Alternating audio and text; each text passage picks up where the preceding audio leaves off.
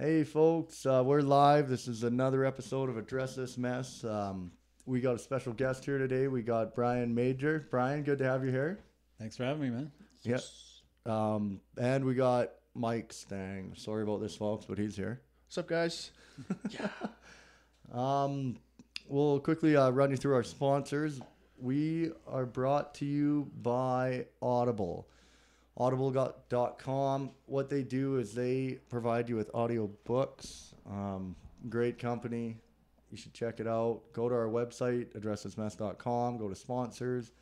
Click the link, and we will get you 1 month free and one free audio book. Sweet Jesus, what a deal. Great deal.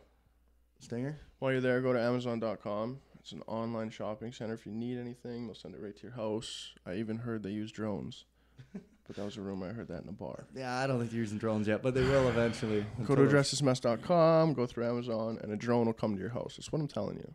We also have Dollar Shave Club. I mean, shaving's annoying enough already, not to mention the high price of brand name razors and the fact that you have to drive to the store to pick them up yourself.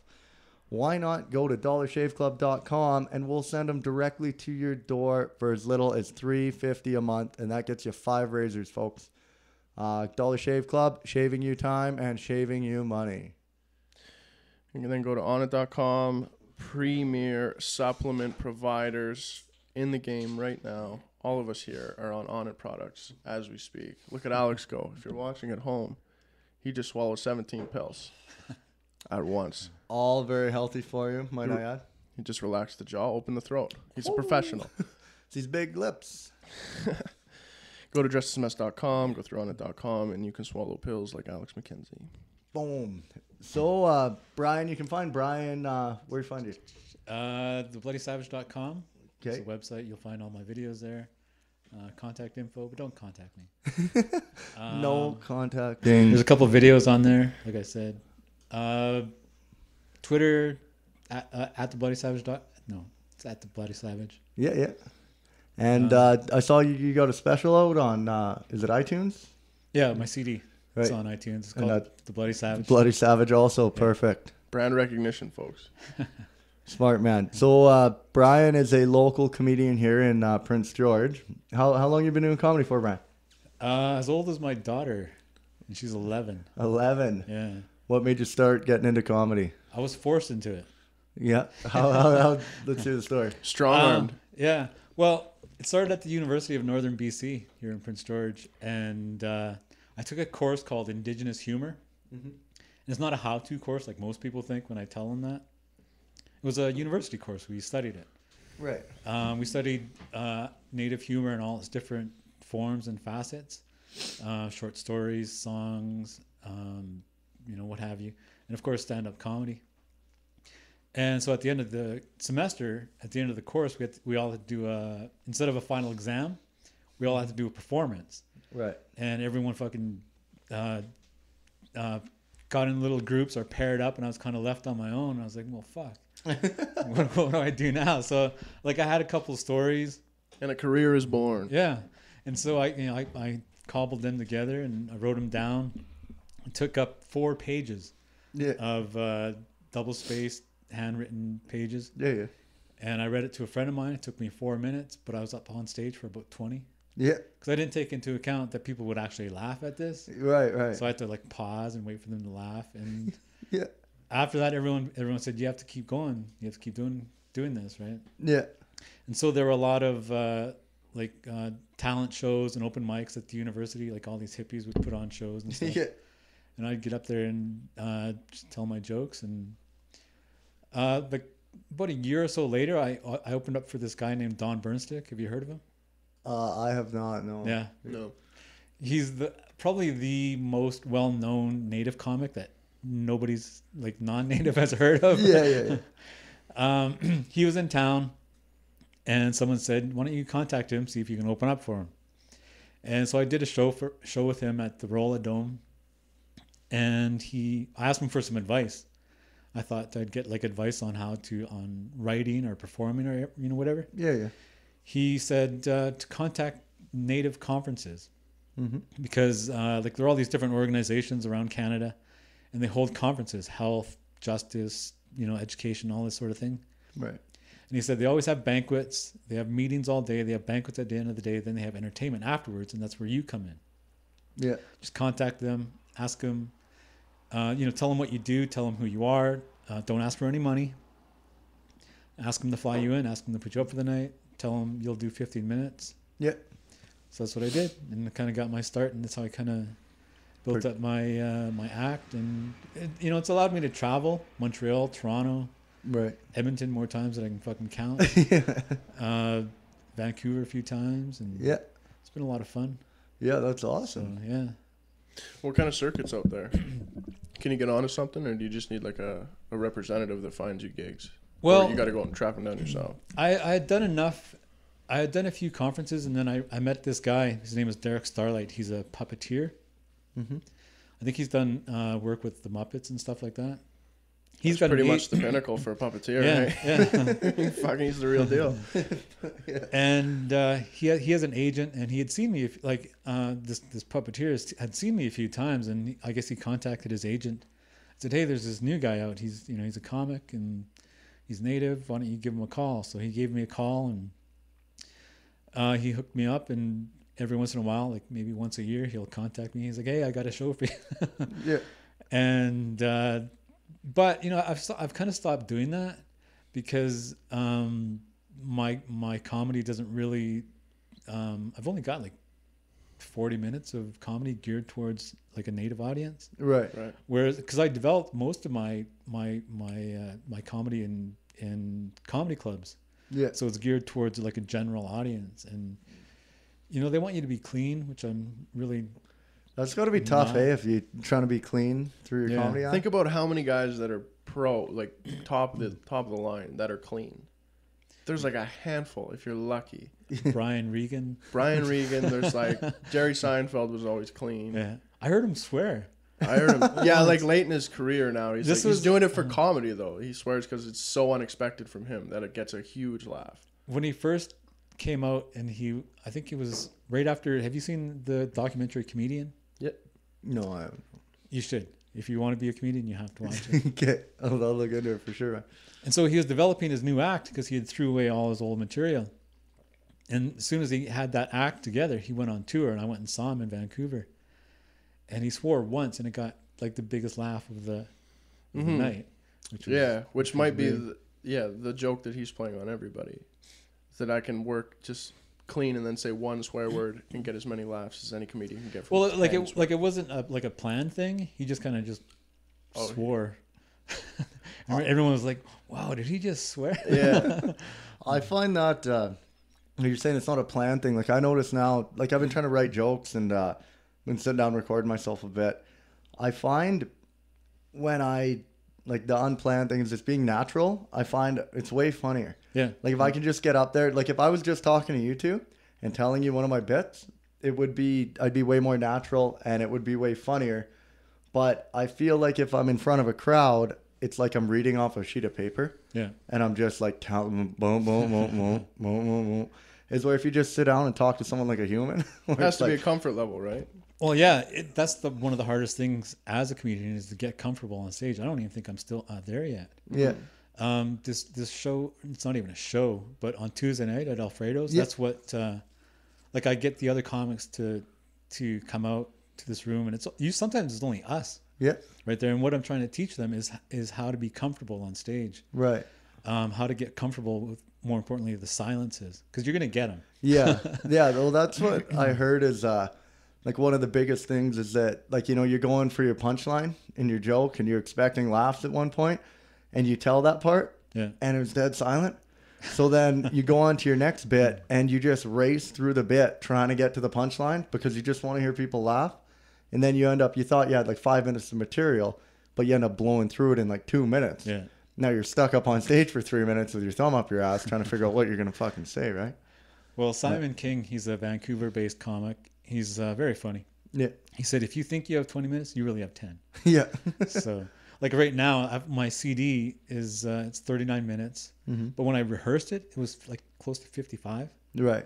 And then you could hear when you hear it, you can hear me racing through the beginning until I finally got settled down. Because I got like a little nervous because there was microphones and for sure. all this recording equipment. But you know, the new material, I timed myself twice now. It's 47. Yeah. But I doubt it's actually 47. Right. Like if I bring it in front of an audience, it's probably maybe 20. Yeah. But it's getting there. Yeah. So. No, I watched a couple of your shows here just on the internet, and that it's good stuff. And I noticed I did notice a lot. Like you do really good at pausing on a couple of them. Like you're not rushing through your material. You say a bit, pause for a second, get a couple laughs, go on to the next bit. It's rehearsed spontaneity almost. Like you time it's a timing thing. Yeah. You have to know where all the beats are, where all the pauses are for maximum effect, and you learn that over time. Well, I do see, like, I've been trying to watch more and more people doing stand up for their first time, and just to try and like be like, okay, here's what to expect. I want to see other people doing it, so I don't feel so weird when I go to do it my first time.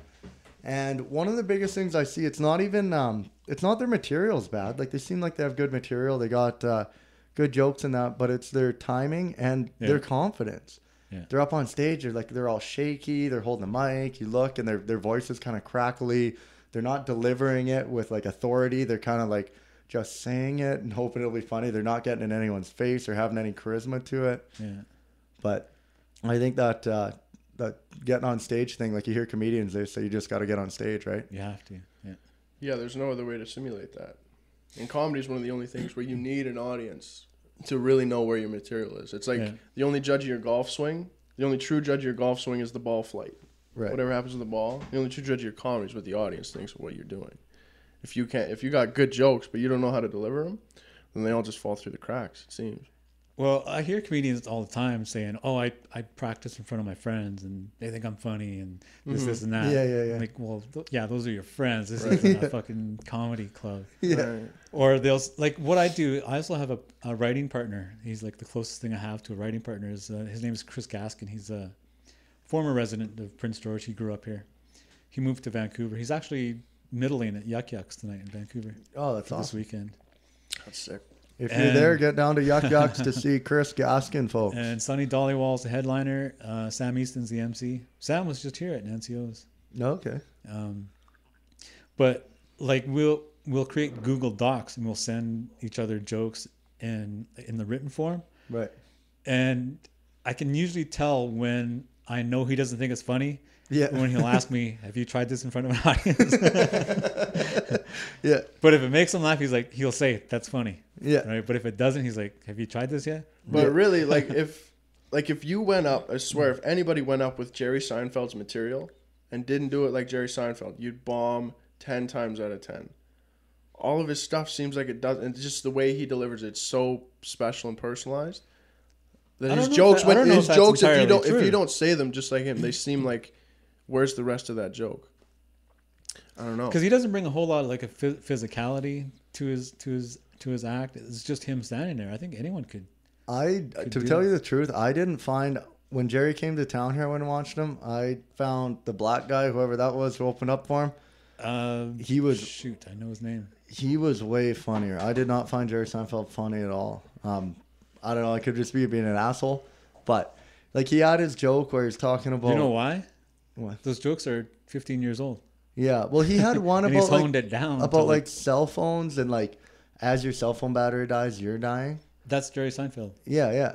And he's like, "Oh no," he's like, "as your cell phone gets low, you're sitting there. You're like, no, I can't talk. I'm at 1%. I gotta just get to a charger."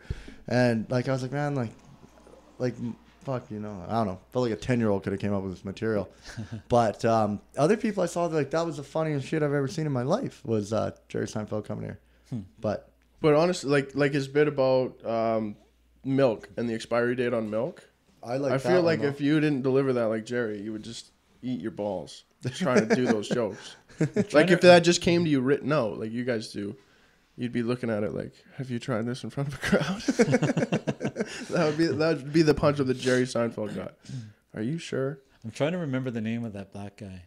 He was really funny. That's the third time I've seen that guy doing the exact same material. Yeah. He's got a big gap in his teeth. Yeah, the exact same. I first saw him when he opened up for Chris Rock during the Never Scared tour. And then I saw Jerry Seinfeld, and the same guy was opening, same 15 minutes. And then Chris Rock again, whatever the second tour, like whatever tour that was.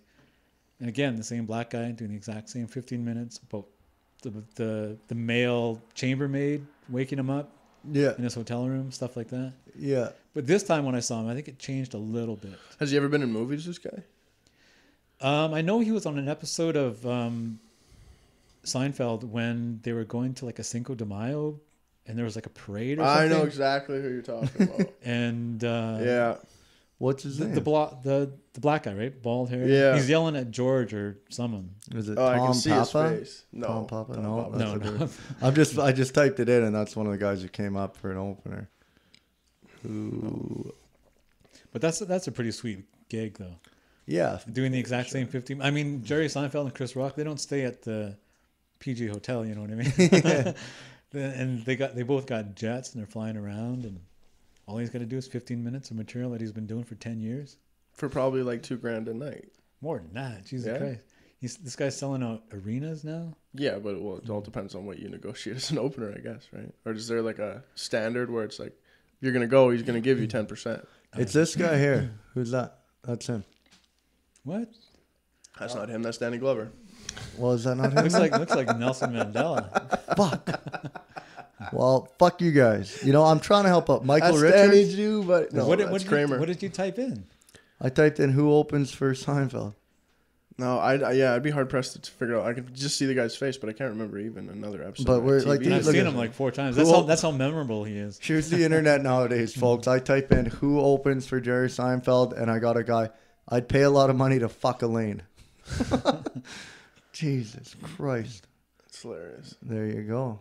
And now these two are talking about fucking Elaine. Her and Jennifer Yeah. Aniston. What about like Hedberg's material? What about it? Couldn't you bomb up there with Hedberg's material if you Oh yeah, weren't able if, to do if it? you weren't able Yeah. to deliver, If like, you because weren't he- him. he Purple was, people. He was like a one of a kind. For sure. It was almost like Stephen Wright went another way. Yeah. Like that was his only correlation to someone else who's ever done something like that. Actually, I've seen someone do Mitch Hedberg's material. I'm not going to name the name, but Like ripped him right off. yeah, Really? word for word. Like Really? his popular bits? Or Like something that- locally? It's you on mean? it's on a CD. Yeah, that's not good. It's on a CD. Yeah, Oh And, no. uh, No, like it's on Hedberg's CD, not this Yeah. guy's CD. it's on Hedberg's. This guy was just doing it in a club Oh. one night for Yeah. laughs. I thought you were saying that this guy he put was it a on pro, his too. CD. Was Really, it, eh? Was That's it in weird. town here? Or no? I'm not going to say. No, you say okay. Okay. Yeah, Hedberg was the best, man. I used to do drugs. I still do, but I used to too. Purple people? To hell with purple people. Unless you're There's- purple because there's a you were guy- choking and then When revive him. when I was opening for Sam Easton at Nancy O's, there was a guy afterwards. He had like a beard that he kind of, you know, Braided. yeah. Great. Great. Nice fucking He had like beard, pal. you know, short spiky hair. I think Yeah. he was native. Yeah. He told me about this podcast.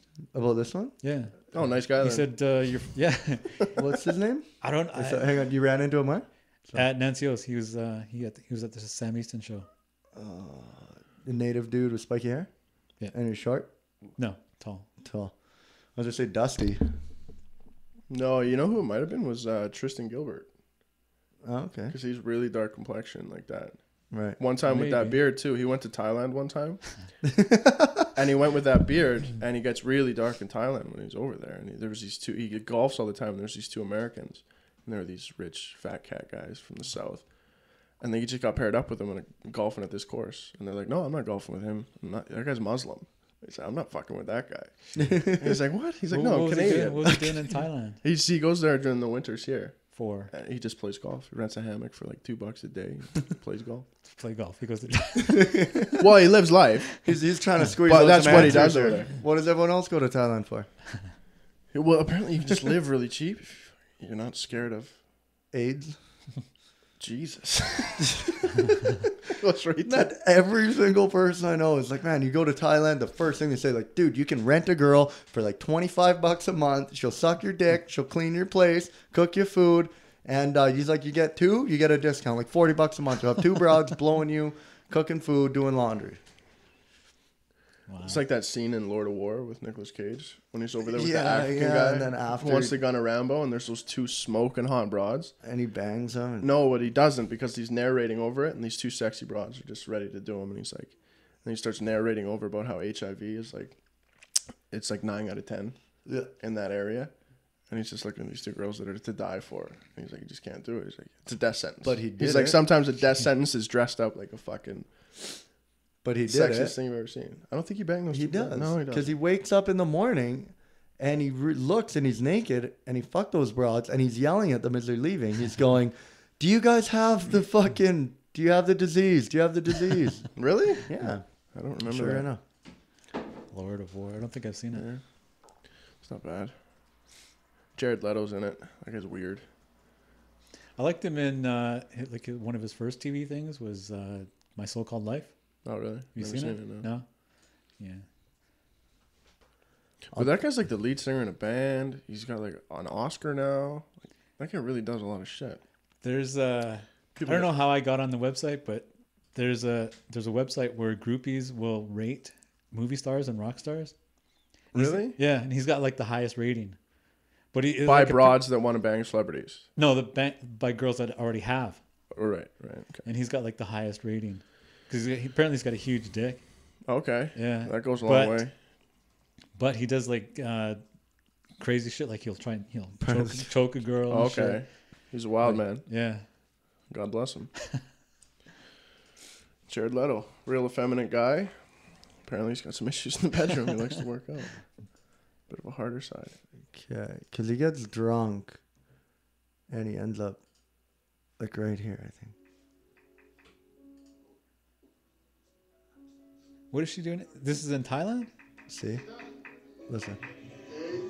Do you have AIDS? Nice.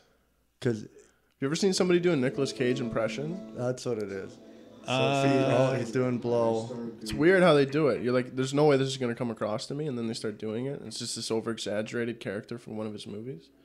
And then you can kind of recognize it. You're like, oh, okay. Yeah, see, I think you were right. He doesn't do those two girls. Yeah.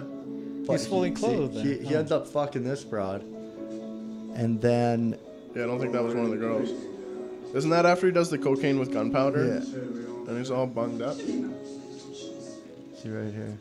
Is this a fairly recent? You can turn Movie? it down. It's all right. You turn it down? Well, fuck you. I'm trying to get something for the audience. Here's those two whores you're talking about. That he doesn't end up fucking. Yeah, those girls definitely aren't from Africa. I mean, originally. But somewhere down the line. But then again, we all are, if you're going to track any human evolution. How did we get on this? We're talking about these girls? Somewhat AIDS? No, because we're talking about Thailand. Yeah, Oh, yeah. who your friend with Thailand? Your friend To went golf- Thailand, and then to I said, golf. Yeah, did you sure watch did. out for AIDS? And then it went to Yeah. Lord of War. I have no evidence. But the guy that evidence. I have no evidence that there's AIDS rampant in Thailand, but I'll take your word for it because it sounds all right. Well, no, I don't know if there's AIDS either, but I just know that a lot of people go to Thailand to You know what bang would be way bitches. worse is malaria. If a mosquito can fucking kill you, you don't go to that place. I got a buddy. Right? Well, not a buddy. I know a friend of mine, or a guy I went to school with, I guess. He's got malaria. Some guy you met at TGI Fridays? Yeah. In the bathroom? Yeah, man. No. It's my like auntie's, uncle's, sister's, kid's, dog's friend or something. Oh, Harold. Yeah, no, yeah, it was a Carol. Yeah. Okay, what do you say? No, he's got malaria. That sucks, Harold. He works in Africa, South Africa. He's actually got a whole family there. It's weird. He got So what are the married. effects of malaria? Is he just malaria positive, or Yeah, it's not. is he like the Magic Johnson of malaria? You can't like transfer. Hasn't it. transitioned to hilaria? I've never looked up malaria, so I'd be talking out of school, as you like. Because to I heard say. the great Bill Gates cured it in infants. That's like basically what he donates all his money to is curing malaria in young kids. And I Oh, think, what a good fucking I guy. know, he's pretty much there. What a saint. You want to start this early into the podcast, Stinger? We're only fucking 25 minutes in. You want to get into this or No, what? we already We did it on the could last blow one, the right? next fucking 45 minutes bitching about this guy if you want. No, we did it on the last one. I'm not a Bill Gates fan. I'm really against Bill Gates. He likes Bill Gates and He just likes iPods. fuck you. Fuck you, science. Anyway, let's get back to some comedy shit. There's Yeah. something good going there. We got a good comedian here. So you ready for Tuesday? Yeah, Tuesday. think Yeah, so? no, I'm super excited. The only thing I don't know if I'm ready for Nancy O. Well, you'll have 2 chances at Alfredo's. But I definitely want to do it. I've been super excited about it. I haven't stopped talking about it. I really want to get up there and try it out. I think I have a solid 5 minutes that I can do. I don't know if it's solid, but I think I can waste 5 minutes on a microphone on stage. Who would you, like if you had to compare yourself to style? someone, who are you most like? I've been trying to think of that because me and him talk about it a lot, and they say a lot of comedians when they're starting out, you're You're gonna emulate people you look up to. Yeah, like mimic a style or Yeah. something. And I haven't really found one because I've tried my jokes and I've watched other comedians and been like trying to deliver it how they would. Like Bill Burr, I watch a lot of Bill Burr now, and I'm like, oh, I'll kind of come in with a Bill Burr thing, and I'm like, no, like you sound way too stupid. That I think I just want to try and keep it like myself. Like, don't get into a funk with trying to deliver it someone else's way. I guess people who don't know you won't notice, but anyone who knows you will be like, you're playing a part. Like that isn't you, and that is not how For you sure, would but say there's that. a lot of guys like that though, on stage. When they go on, they turn into a bit of a character. Yeah, And but that's the way they do their thing. Like I Jeremy, think I got a good character already, and I don't think I need to change it. Just I really need to make sure I smile. I like my smile. Got a good little smile thing going on. I do a stupid smirk every once in a while. But my biggest fear is just turn into a robot. Because anytime, like right now, if I were to tell you my jokes that I've wrote down, Yeah. I feel like I would just be doing that robot thing, like just like trying to just read it word for word. Because I write it out, and then when you write it out, you feel like you have to memorize You have it. to follow it. Yeah. Yeah. Yeah. And it's like, no, like it doesn't matter if it said, "Are you?" or if you want to change it to like, "What are you doing?" or like, like. Well, sometimes you'll hit upon a combination of words that'll just work. Yeah. And the joke will get like its best laugh. And you're like, oh, well, I have to stick to that now because it works best that way. And you don't want to change it. Right. That's what happened to me. I mean, I'll write a joke and I'll tell it on stage. And I'm like, oh, that's how I have to tell it every time now because it got a huge laugh. Mm-hmm. And that's going to happen. And eventually, like 11 years in, if you keep telling the same fucking material, you will get into that rhythm where you're talking like a robot. Because Right. you're just showing up and mailing it in. Yeah, you're not even in love with the jokes anymore. And it's Right. like, oh, you can see your set list in your mind. You're like, oh, fuck, here comes this one. Yeah. Right. And it's like, I find I just want to try like be as natural as possible, just because it. I do notice if I'm trying to address a crowd that I don't know and do a joke, it does come out that robot-y way. But if it's with my buddies and I'm comfortable, I seem to let it flow and I'll talk to it more. I just don't know. Like, when you're in a crowd, can you talk to them like you're talking to just like one person, or do you have to address like a crowd? Because you're not gonna have any feedback. Like, not gonna have everyone talking back to you. So when I go tell a joke, I'd be like, it's like, Jesus, I'm fucking hooked on something. And you just like, oh, you know what it's like when you first meet somebody. But then I feel like if it's a crowd, it's like, you know what it's like when you meet someone. But if you're talking to a buddy about it, you're just like, yeah, so I met this guy. And like, I don't know if like that is better, or you're supposed to do the like, well, I met this guy and... Yeah, well, like first of all, you have to figure out what kind of jokes you want to do. Like some guys go up there and they just story tell, and some guys go up and they're just punchline after Well, the thing is, punchline. I don't have in any regards punch- to And that, they're all silly and they're all... like I heard Janine Garofalo said, you don't pick a style, your style picks you. And like when I started out, I wanted to be Chris Rock. Yeah, Right? yeah, And yeah. if you've seen my videos, I'm nothing like Chris Rock. Right? Mm-hmm. I mean, I don't even know who I would compare myself to. You probably don't know him. Charlie Hill. No, I don't. He's a Native American comedian. He's since passed, but he's very cerebral. You know, he stands and he just talks the joke out. Does very few act outs. Mm-hmm. It's all very smart. Yeah. I kind of tried to model myself after him. Right. But now my material's taken a whole new direction, and it's now I've got a new idol. Yeah. Who's that? Patrice O'Neill. Patrice O'Neill. Yeah. The late great Patrice yeah. O'Neill. I always thought that he was on the cusp of being Chappelle. Breaking through. Yeah. He was going to get on Chappelle's level, and we were going to talk about him like he was Pryor one of the best who ever Carla, lived. Yeah. Because the way he could go on stage, he could push audiences away for fun and then bring them back because his material was so stellar and solid. Yeah. It was insane. You've seen Elephant in the Room? Yeah. When he's talking about how he's pissed off at Obama. Yeah. Because I thought I'd have a white slave by now. if you type out those words like that bit on a piece of paper, because this is what me and Gaskin do. We'll go to Google Docs and we'll type out our joke, and every breath you start a new line. Like, so see how I kind of pause there? Yeah, You have to start a new line. And so we would do that with our jokes because that's like the, Yeah, it gives you like a pace or a beat. Yeah. and we would highlight every line that we thought would get a laugh. But if you do that with Patrice O'Neill's bit, that one, the pissed off at Obama, every fucking line is a joke or a punchline. Yeah. It gets a laugh. Yeah. Except for like the first bit, Yeah. But, and so that's become a goal, is to, you write out and highlight Mm-hmm. and just make sure every line is a fucking, is a laugh. Yeah. He was so It's good so- at smashing people, too. Yeah. He was like one of the greatest carvers that ever existed. Like, I heard Eddie If talk about walking into the Boston Comedy Club, and they would all sit around at a table, bust each other's balls. Yeah. Eddie If was coming in, and he saw that Patrice was in there, and he tried to go across the room. And he goes, Eddie! And he's like, fuck, he saw me. Like, that's the only thing that go through his head. Fuck, he saw me. Like, he was just this bully. Like, he didn't want to go around. Like, it was all in good fun, and all the comics know. We all just bust each other's balls, but he was just like, fuck, I'm going to get crushed. This guy's so good. Yeah. One of the best ball busting things I heard was Joey Diaz was talking about Eddie Bravo, and he had that leather thing on the wristband on his wrist. Yeah. Yeah.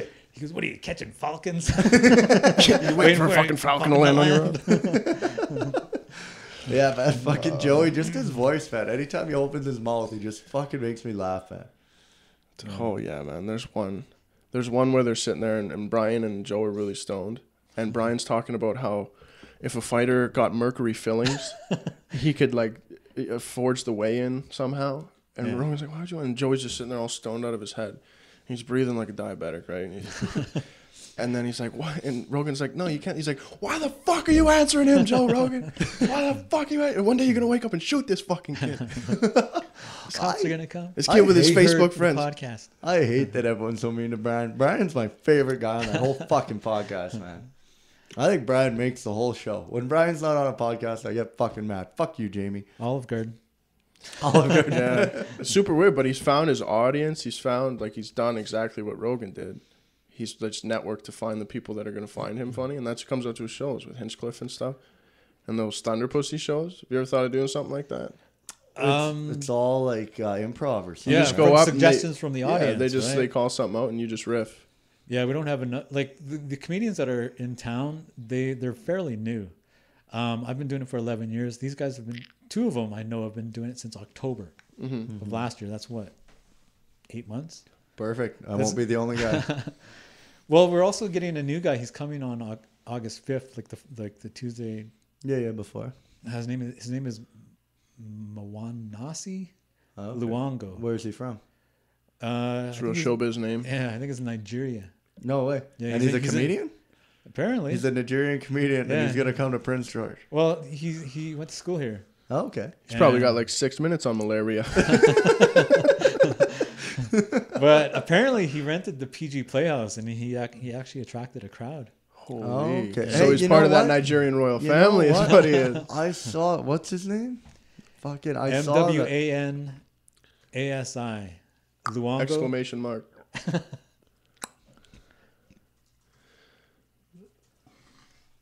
I saw that guy. Yeah, I saw that on, it was his only show. He was on Ticketmaster. Because I was looking up comedians. Is this him? Yes. Yeah, I saw that. Because I was Is looking that up May? our local Yeah. comedy scene. I was trying to find, I've just been getting more into comedy, get my confidence up to actually get on stage and start trying to tell some jokes. And Yeah, I looked this up and I was like, no way, what's this? And it was PG Playhouse, and I looked it up, but that was his only. It was his only thing. Apparently, he did a like an early show for family, Right. and then 18 plus the following, like right after it. Yeah. And it was fairly well attended. How long did that? It's difficult to gauge. He says he was on stage for an hour. Okay, yeah. Hour and a half, but See, how do you get to that time? Like I've been put looking in at the it. work. That is to work. get an and hour. that's like probably you're saying some filler. You're at 40 minutes. Like that's a lot of. Well, I did 40 minutes for the CD, Yeah. and that took 10 years to cobble together. Yeah. And then in the last 2 years, I put together 47. Right. But most of it's tested, so I think it's right around 47. Yeah. But once you learn how to write jokes and learn what works, and you just keep at it, it'll come a lot quicker. That's why Louis C.K. like a lot of people, their first album is the hardest to write, or the easiest. The hardest. It takes the longest, right? Right. Yeah. Right. And then, but they get to a point where they know how to write. They know how to perform. They know what works. They know what they found, more about themselves. And it takes like 2 years, a year to write their next album, their next CD, and next hour. Yeah. And so it just becomes easier. I mean, that's why Louis C.K. can put out an hour that's great every 1.5 years. Yeah. Plus yeah. direct, like one of the best shows on TV. Write, direct, and star. I've never actually seen it, but I heard it's good. Everybody gives that guy props in the comedy world. I've seen a lot of comedians. They're like, I'm not talking about Louis because he gets so much. But they're like, we get it. We know who Louis is and this and that. And it's like, come on, he's the greatest we know. But I'm not going to sit here and wash his balls in another interview. There's a Facebook page called PG Comics. All the guys belong to it. Oh, okay. Yeah. See, I don't have a Facebook page anymore. Why is that? I had to get rid of it due to personal reasons. He's a wild horse. Okay. He's a wild stallion. Too much trouble. When Wild stallion. Female trouble? Yeah. He likes to sow those oats. So yeah. You're like a hockey player, right? Yeah, kind of. Both you guys? Yeah. Yeah. Are you like In a you must former- be what? in a former rec life. league or something now? Yeah, we play senior hockey too. Played for the Amanika Ice out of Vanderoo. Okay. And then So you played must for know Chris Reed. Chris Reed. Yeah, man, he's Yeah. our coach. Yeah. Yeah, I went to school with him at UNBC. Oh, awesome. Yeah. And then also now I'm playing for the Quesnel Kangaroos. Okay.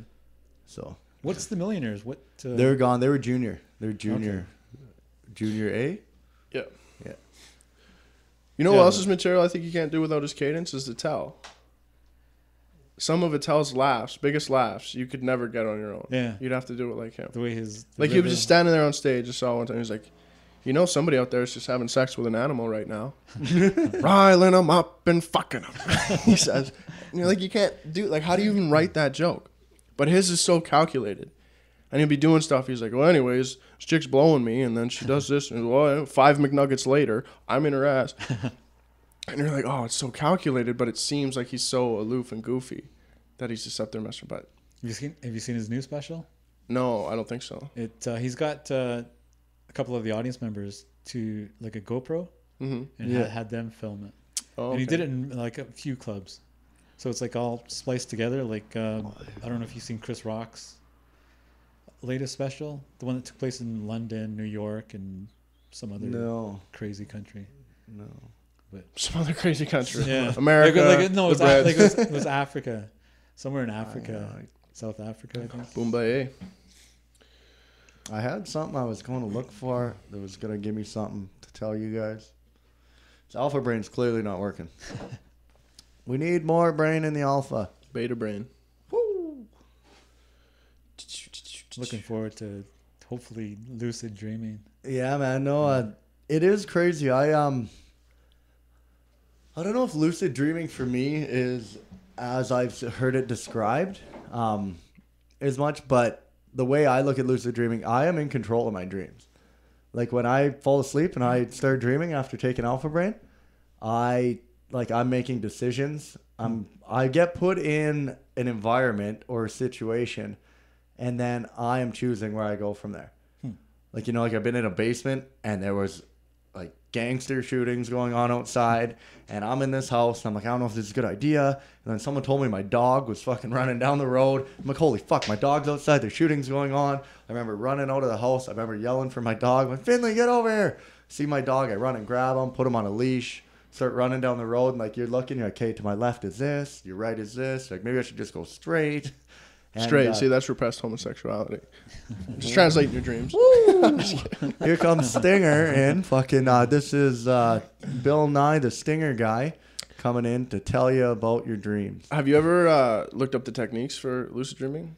Like people that are really good at it, they sleep a certain way, they relax a certain way before they actually. Yeah, well, he was showing me a tweet that I this, forgot about. There's a thing you can do when you're really tired is when you just lie on your back completely still, and you can enter what's called sleep paralysis. And that's happened before inadvertently, like when I was younger. But No, I used to lucid dream a lot. Like you were talking about before the flying thing. Here. This is what Brian tweeted. Yeah.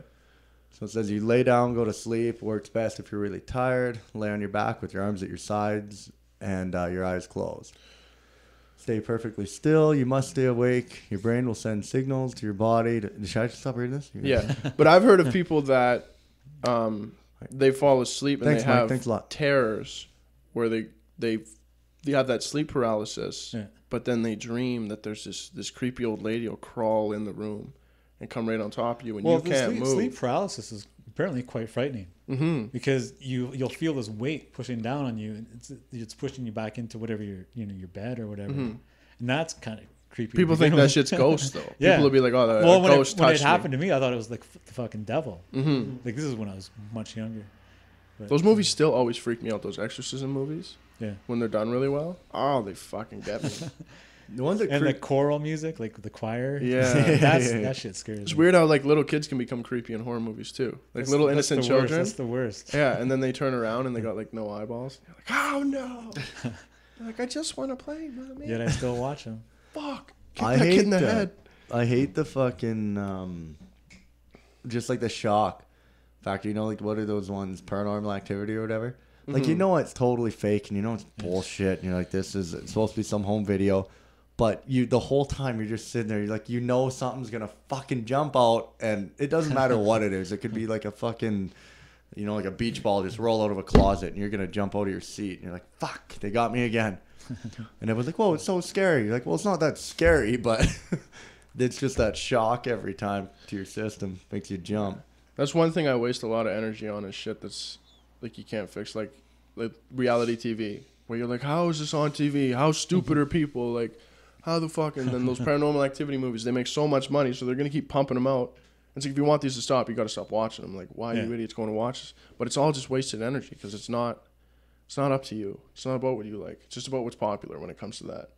Like, you're going to get inundated with stuff that you don't like because the general populace is just a certain way.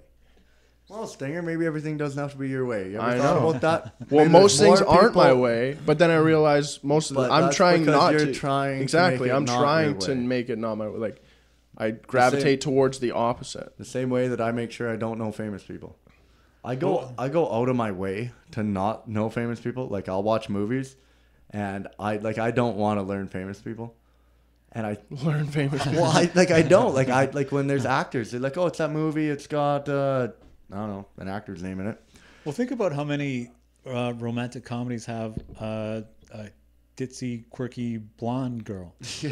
Right? And they're like, I was talking to this with Gaskin. I'm like, who's that girl? You know, that one. And he started naming them all off. I'm like, okay, she's one of them. She's in there somewhere.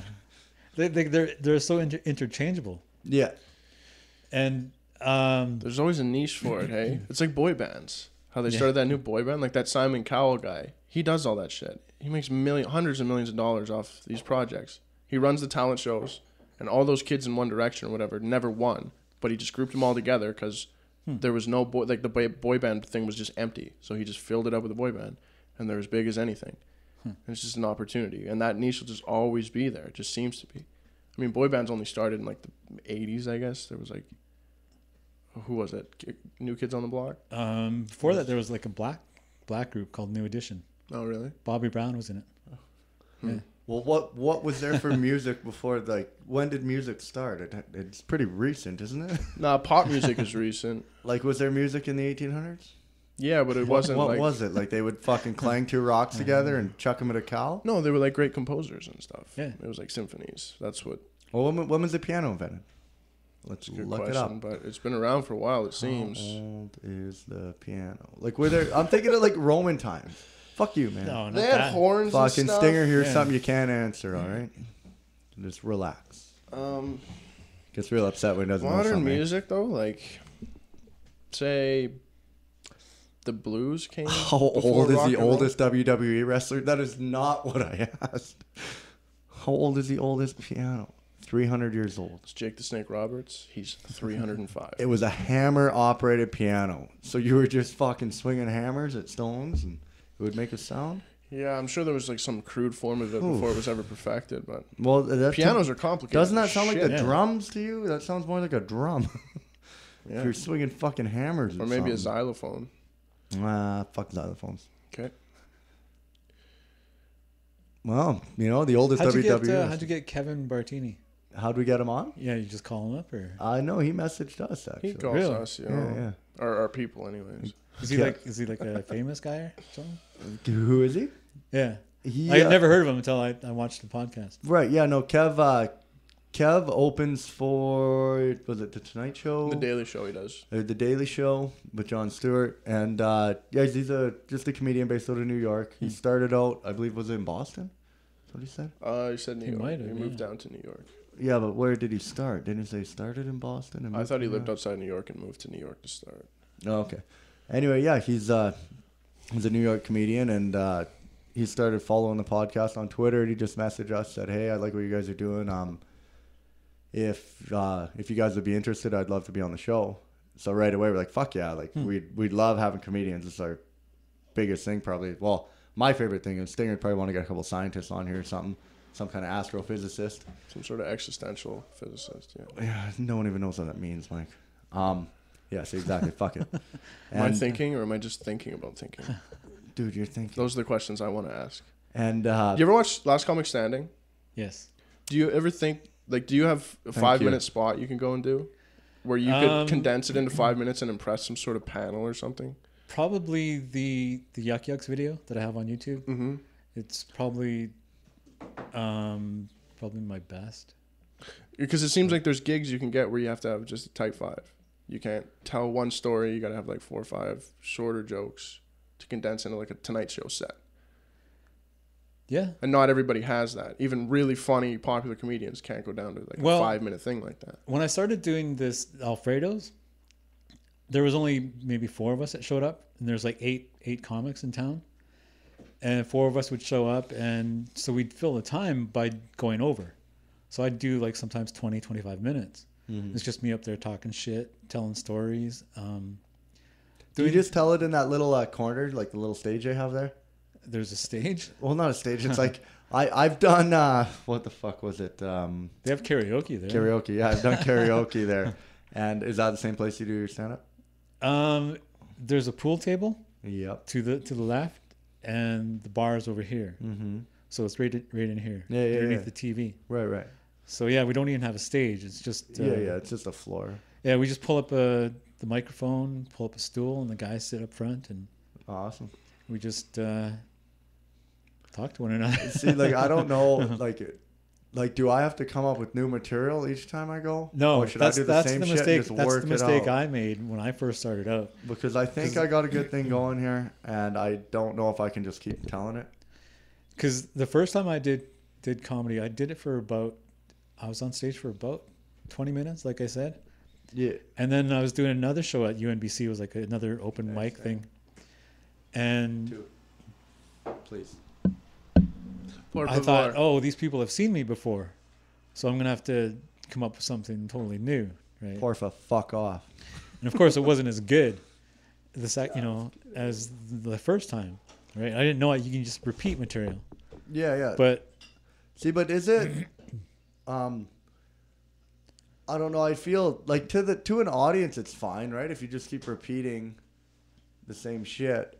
But I always feel like it'd be dumb. Like your buddies, anytime I tell a joke in front of your buddies, you're like, "Oh man, we've heard this one." You've heard this one, yeah. Like, yeah. That's why people have stopped coming up to see me, Yeah. because a town like this. Sorry, I demuted. Thanks, asshole. well, No problem, Dick.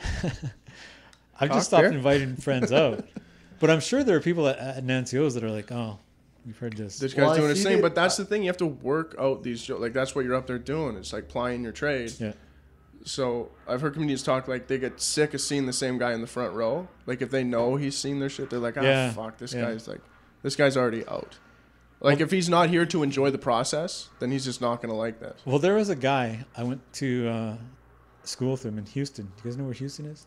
Yeah, Houston, we play Texas. hockey. Houston Astros. Luckies, man. Houston Luckies. You got the Astros, you got the Houston Texans. And he'd come out to a few shows, and I would see him in the audience, and I'm like, oh, this one guy has heard the same material like 3 or 4 times now. Yeah. Right, and it would affect me to the point where I would get into that robotic voice you're talking about. Right. But you have to remember there are people that are seeing you for the first time as well. Mm-hmm. Yeah. So you have to give them, everything as well. It's like Wayne Gretzky says, someone might be seeing you, might be their first ever hockey game. So you got to give it 110% or whatever the fuck, right? Well, you miss 100% of the shots you don't take, Sting? That's what makes you the greatest. So, coming from the guy who passed the puck more than anyone. Yeah, well, he also had a lot of goals. He just had a lot of everything. He just really loaded the numbers up. Just a great man all around. I'm still pissed that Mario came back after like his first retirement Yeah. and his production went down. Because I think when he retired, it was at 1.99 points per game. Mm-hmm. Right. And it came back, and of course he didn't maintain that level of production, and it went down. He's now second in all time. Well, points he per came game. back from cancer, so No, I'm talking about he the above first Gretz- retirement. Was he Oh, above Gretzky? He was, yeah. Yeah. When he first retired. in points per game, yeah. Yeah. His junior numbers are still tops, Lemieux's. And he had back problems even back before he was even a pro. He wouldn't practice in junior. He'd just play. And his points are through the goddamn roof. Wasn't that due to weak abs? That's all I ever heard. Or he I had don't back know, problem because he had a weak He might have just abdominal. never changed. Like, or trained, sorry. He might have just never. Maybe he should have done a couple fucking sit-ups, eh? Yeah, well, he was too good to give a shit. Well, I heard in Yeah. his rookie season he couldn't bench press like 100 pounds or something. Yeah. Dude, that's... He's a mountain of a man, though. That Bennett? It's weird. Sorry? Bennett who couldn't do the chin-up. Oh, Sam Bennett. Yeah, he couldn't do a pull-up. Chin-up. Pull up. A wide grip pull-up? Same thing, isn't it? Chin-up? I think it's a pull-up. No, I think pull-up and chin-up are different, apparently. Apparently, a pull-up is like the fucking... Is it palms out? Yeah, palms out, and then a chin-up is palms in. I got corrected at that real quick when I brought it up at work. A bunch of guys have nothing better to do than... Study. Yeah, well, critique you, right? Hey, Stang, you know about that? Critiqueness? Yeah. No, I'm pretty So there might excited.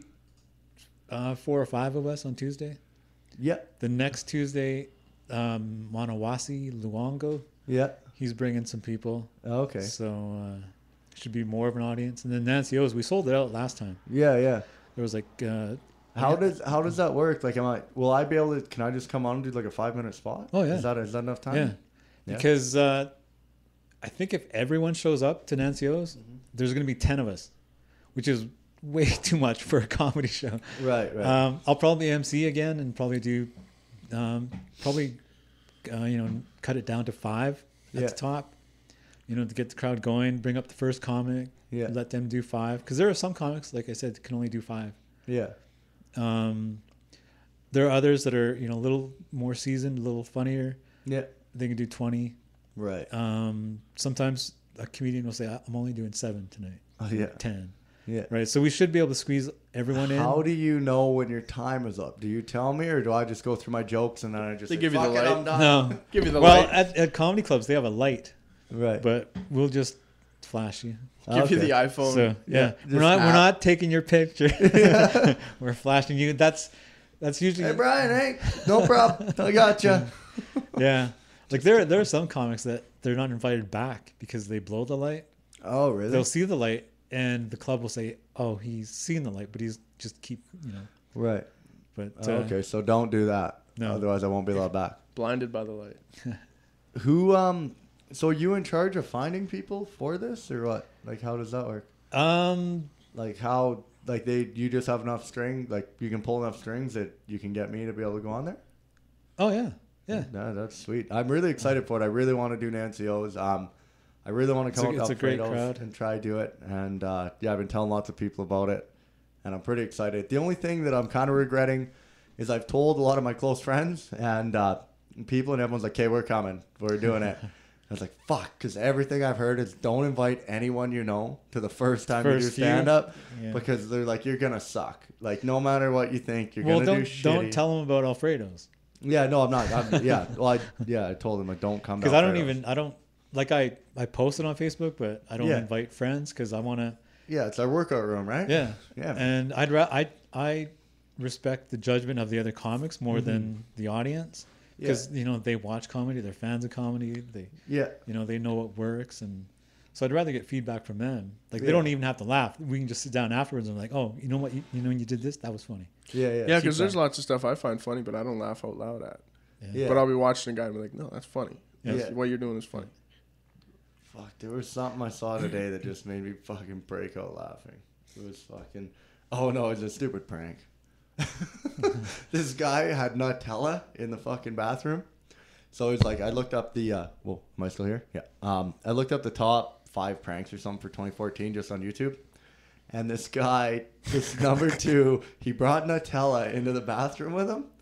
And then he would scoop some in his hand and he'd yell at the guy beside him. He's like, "Hey man, there's no toilet paper in here. Can you pass me some toilet paper?" And the guy's like, "Yeah, no problem, I got you." I'm like, "Okay, thanks." And the guy would reach under the stall with toilet paper and he'd grab it, but he'd rub Nutella on the guy's hand. He'd grab the paper. Every single one of them guys, "Oh, no, what the fuck, man?" And they would come around. One guy just started booting in his stall door. He's sitting there holding his feet on it. He's like, "You're fucking dead. I'll wait here for you all fucking day. You're fucking dead. It's Nutella, man. Please don't." But I don't know. That just made me giggle. But I'm a sucker for pranks. I think they're hilarious. That's why I can never get too mad if anyone pranks me. Depends. No, dude, I've never got mad at a prank someone's done to me because you're like, well, it's a prank to push you in the pool, but if you fucking it costs you a new cell phone, it's not that funny. Yeah, but still, you're like, you know what, you fucked up. Like, sorry, I know you're just trying to be funny, but my phone's fucked. But we'll figure this out. I've never got too mad about a prank, and I think it's probably just because I've done a lot of pranks. So maybe that is why I can't get too mad because I know I've fucked up a lot. I think if you're just gonna be a prankster, you gotta be funny, man. You can't just go for the lowbrow stuff. Like that Nutella one's pretty crazy, pretty good. Yeah, I thought that was pretty funny. That's the first I've ever seen of it. The one before it was kind of dumb. It was like a guy. But what constitutes a prank? If I blow your truck up and just laugh, is that a prank now? Because I was like, dude, that's hilarious. But it's not. Your fucking truck is burning. If you it's blew hilarious. my truck up. Well, it's not funny if I ruin your phone either, but don't worry. It's just your truck. We'll talk about it. We'll get through it. No, because the thing is, when you did that, the intent wasn't to ruin my phone. If your intent was to wreck my truck, you're an asshole. If your intent was to do something funny and then my truck got wrecked, you'd be like, "Oh, fuck, sorry, man." Like, so if I made your airbag deploy, but it gave you a grade 3 concussion, but I was just it was just a goof. I was just messing around. Well, then I wouldn't be that mad. It would have been hilarious. You made my airbag go off. For fuck's Well, sake. you got brain damage now, so you're going to laugh at everything. Well, no. Oh, you made me retarded. So like a grade 5 concussion. That's off the charts. Yeah, sorry. No. I mean, bad. if you snapped my, C9? Is that up there? Just trying to I don't know my C's. I try and do them. I try to pretend like I know your back. Like, you broke my C7. Which one's your C7? I don't know. You were a C student. Woo! Yeah, well, guess what, Stinger? C's get degrees, pal. That's right. So I don't have to worry about That guy was a solid C. Yeah, man. I got an A+ in that indigenous humor course I was telling you about. I got an A+ in that. Mm-hmm. I got full marks for everything except for my paper. Yeah, I never was good at writing, eh?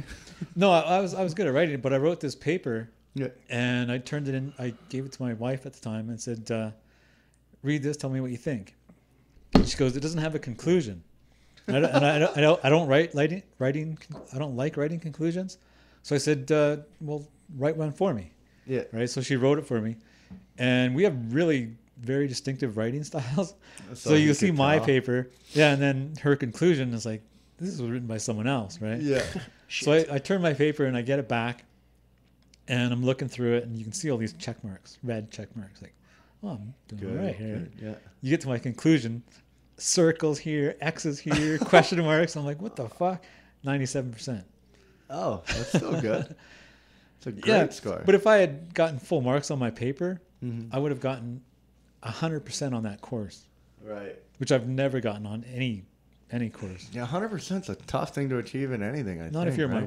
wife. Not if you're my wife. Yeah, she was getting like 100% all the time. She was Yeah. getting winning scholarships and bursaries. I don't think I can even, even write my name correctly 100% of the time. Couldn't When I spell was in- lieutenant to save my mama's life. When I was in Lieutenant. grade 12, physics 12, Jesus. I missed most of school, the school year because of I have arthritis, and I stayed home, didn't do any homework, nothing, right? So I showed up one day, and my teacher was like, "Well, you failed the class. Yeah. You got 13%." Oh, shit. This is- 13. Yeah, this was for the coursework. Right. He goes, "But I'll tell you what, I'll give you 50% for the coursework. All you have to do is get 50% on the provincial final exam, and you'll pass Yeah. with 50%." Guess what I got on the provincial final exam? 13%. 31. 50%. Nice. Sick. Just nailed it. I'm all about looks. And it's math, right? It's either right or wrong. Yeah, And so yeah, I yeah. got like 50% right on the dot. Yeah. Anyways, I told that story to my brother. He's like, "I know." Right? I was like, "How do you know that?" He goes, "There's a poster in the fucking physics lab with everyone's mark from that year, Yeah. and yours is right on the bottom, except Yeah. for one guy who failed." Yeah. And it says right That across the sucker. board, 50, 50, 50. Just 50. P. Brian Majore. That's awesome, man. My teacher kept it up there. But, Good guy, eh? Jackpot. Okay, well, we're at an hour. So, Should we keep going? Yeah. why not? This is Okay, all fantastic. right, I'll keep going. I'll give a you got any more questions? We'll release a two-parter like fucking No, J.R. Tolkien. I'm just really excited to get to say my material in front of someone other than this guy because he's an asshole. But Tough crowd. Does it make you laugh? No, he's never told me much of it. We just discussed certain situations. He's never actually showed me a tailored bit. no, I've got a few.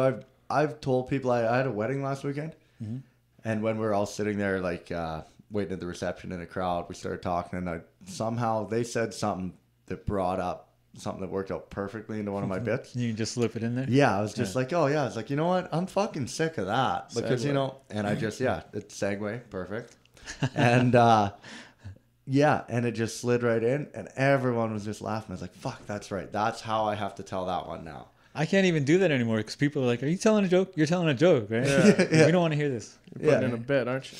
But one of my favorite jokes, and it's on the CD, Yeah, is I told this. I pause, and I say, "So this is called a segue," yeah, yeah, and nobody laughs. yeah. But I think it's fucking hilarious. Yeah. Yeah, you just started Yeah. segue to the next joke. We've yeah. talked about Yeah. that before. How Yeah, I just saw you did that on because Lafferty's or whatever. Laugh lines. Laugh lines, yeah. Yeah. like if you're not getting laughs from that room, it doesn't necessarily mean what you're saying isn't funny, right? It doesn't mean Right. you're not being funny right there to them in the moment. But if you're telling abortion jokes at a Mothers Against Drunk Driving thing, like it's not gonna work. Yeah. Yeah. But it doesn't mean what you're saying is not fucking hilarious. Like you might be able to film that, put it on YouTube, and it'll just go through the roof. Because when you're removed from it, it's hilarious. Some guy telling food disorder jokes after a banquet.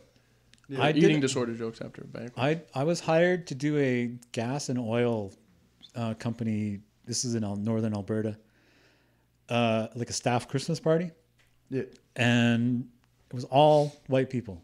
And I'm up there telling my native jokes. And I did this joke where I said, I was at my job and I used to work at a bank, and my boss come up to me and he said, I used to have to work on Saturdays, but we got paid on Fridays, which is never a good thing. But my boss would come up to me. My boss would come up to me every Friday when we got paid, and he goes, "We'd really appreciate it if you came in, on your regularly scheduled shift, because we know what you Indians are like when you get some money in your pocket, Yeah. right?" And that's the joke. Yeah. It's meant to make people uncomfortable. Yeah. But so when I told that joke in front of all these white people, they were like, "Oh shit, did he just?" Can we laugh? Or is he gonna be mad? And so when I went and sat down with a couple of the people from the Couple white folk. and this young guy said, he goes, that joke you said about Indians goes, getting money. yeah, he goes, that was fucking hilarious. I'm like, but nobody laughed. He's like, no, if they had seen you on TV and you told that joke, they'd be laughing their asses off. Yeah. Because we hire Native people like that all the time, and that's what happens. Yeah. They get paid, they fuck off for like 3 or 4 days. Yeah. As soon as the money runs out, they come back to their job, and of course they fucking hire them back because they need the labor, right? And so they could all totally relate to that, but because I was talking about it, Well, it's it made just them uncomfortable. It's a racial thing, right? For Well, it's sure. social awkwardness. It's like Bill Burr talks about when he's talking about beating women. It got so quiet in here. Yeah. He's like, why is everybody so fucking awkward? He's like, we're talking about beating women. And he's like, I'm not saying it's a good idea. I get that wife beaters are bad people, all right? They should be buried under the prison. Now, can you at least admit that every ass kicking doesn't just fall out of the sky? I did a joke at Nancy O's, and I still do it. Yeah. Where I reconnected with an ex-girlfriend on Facebook.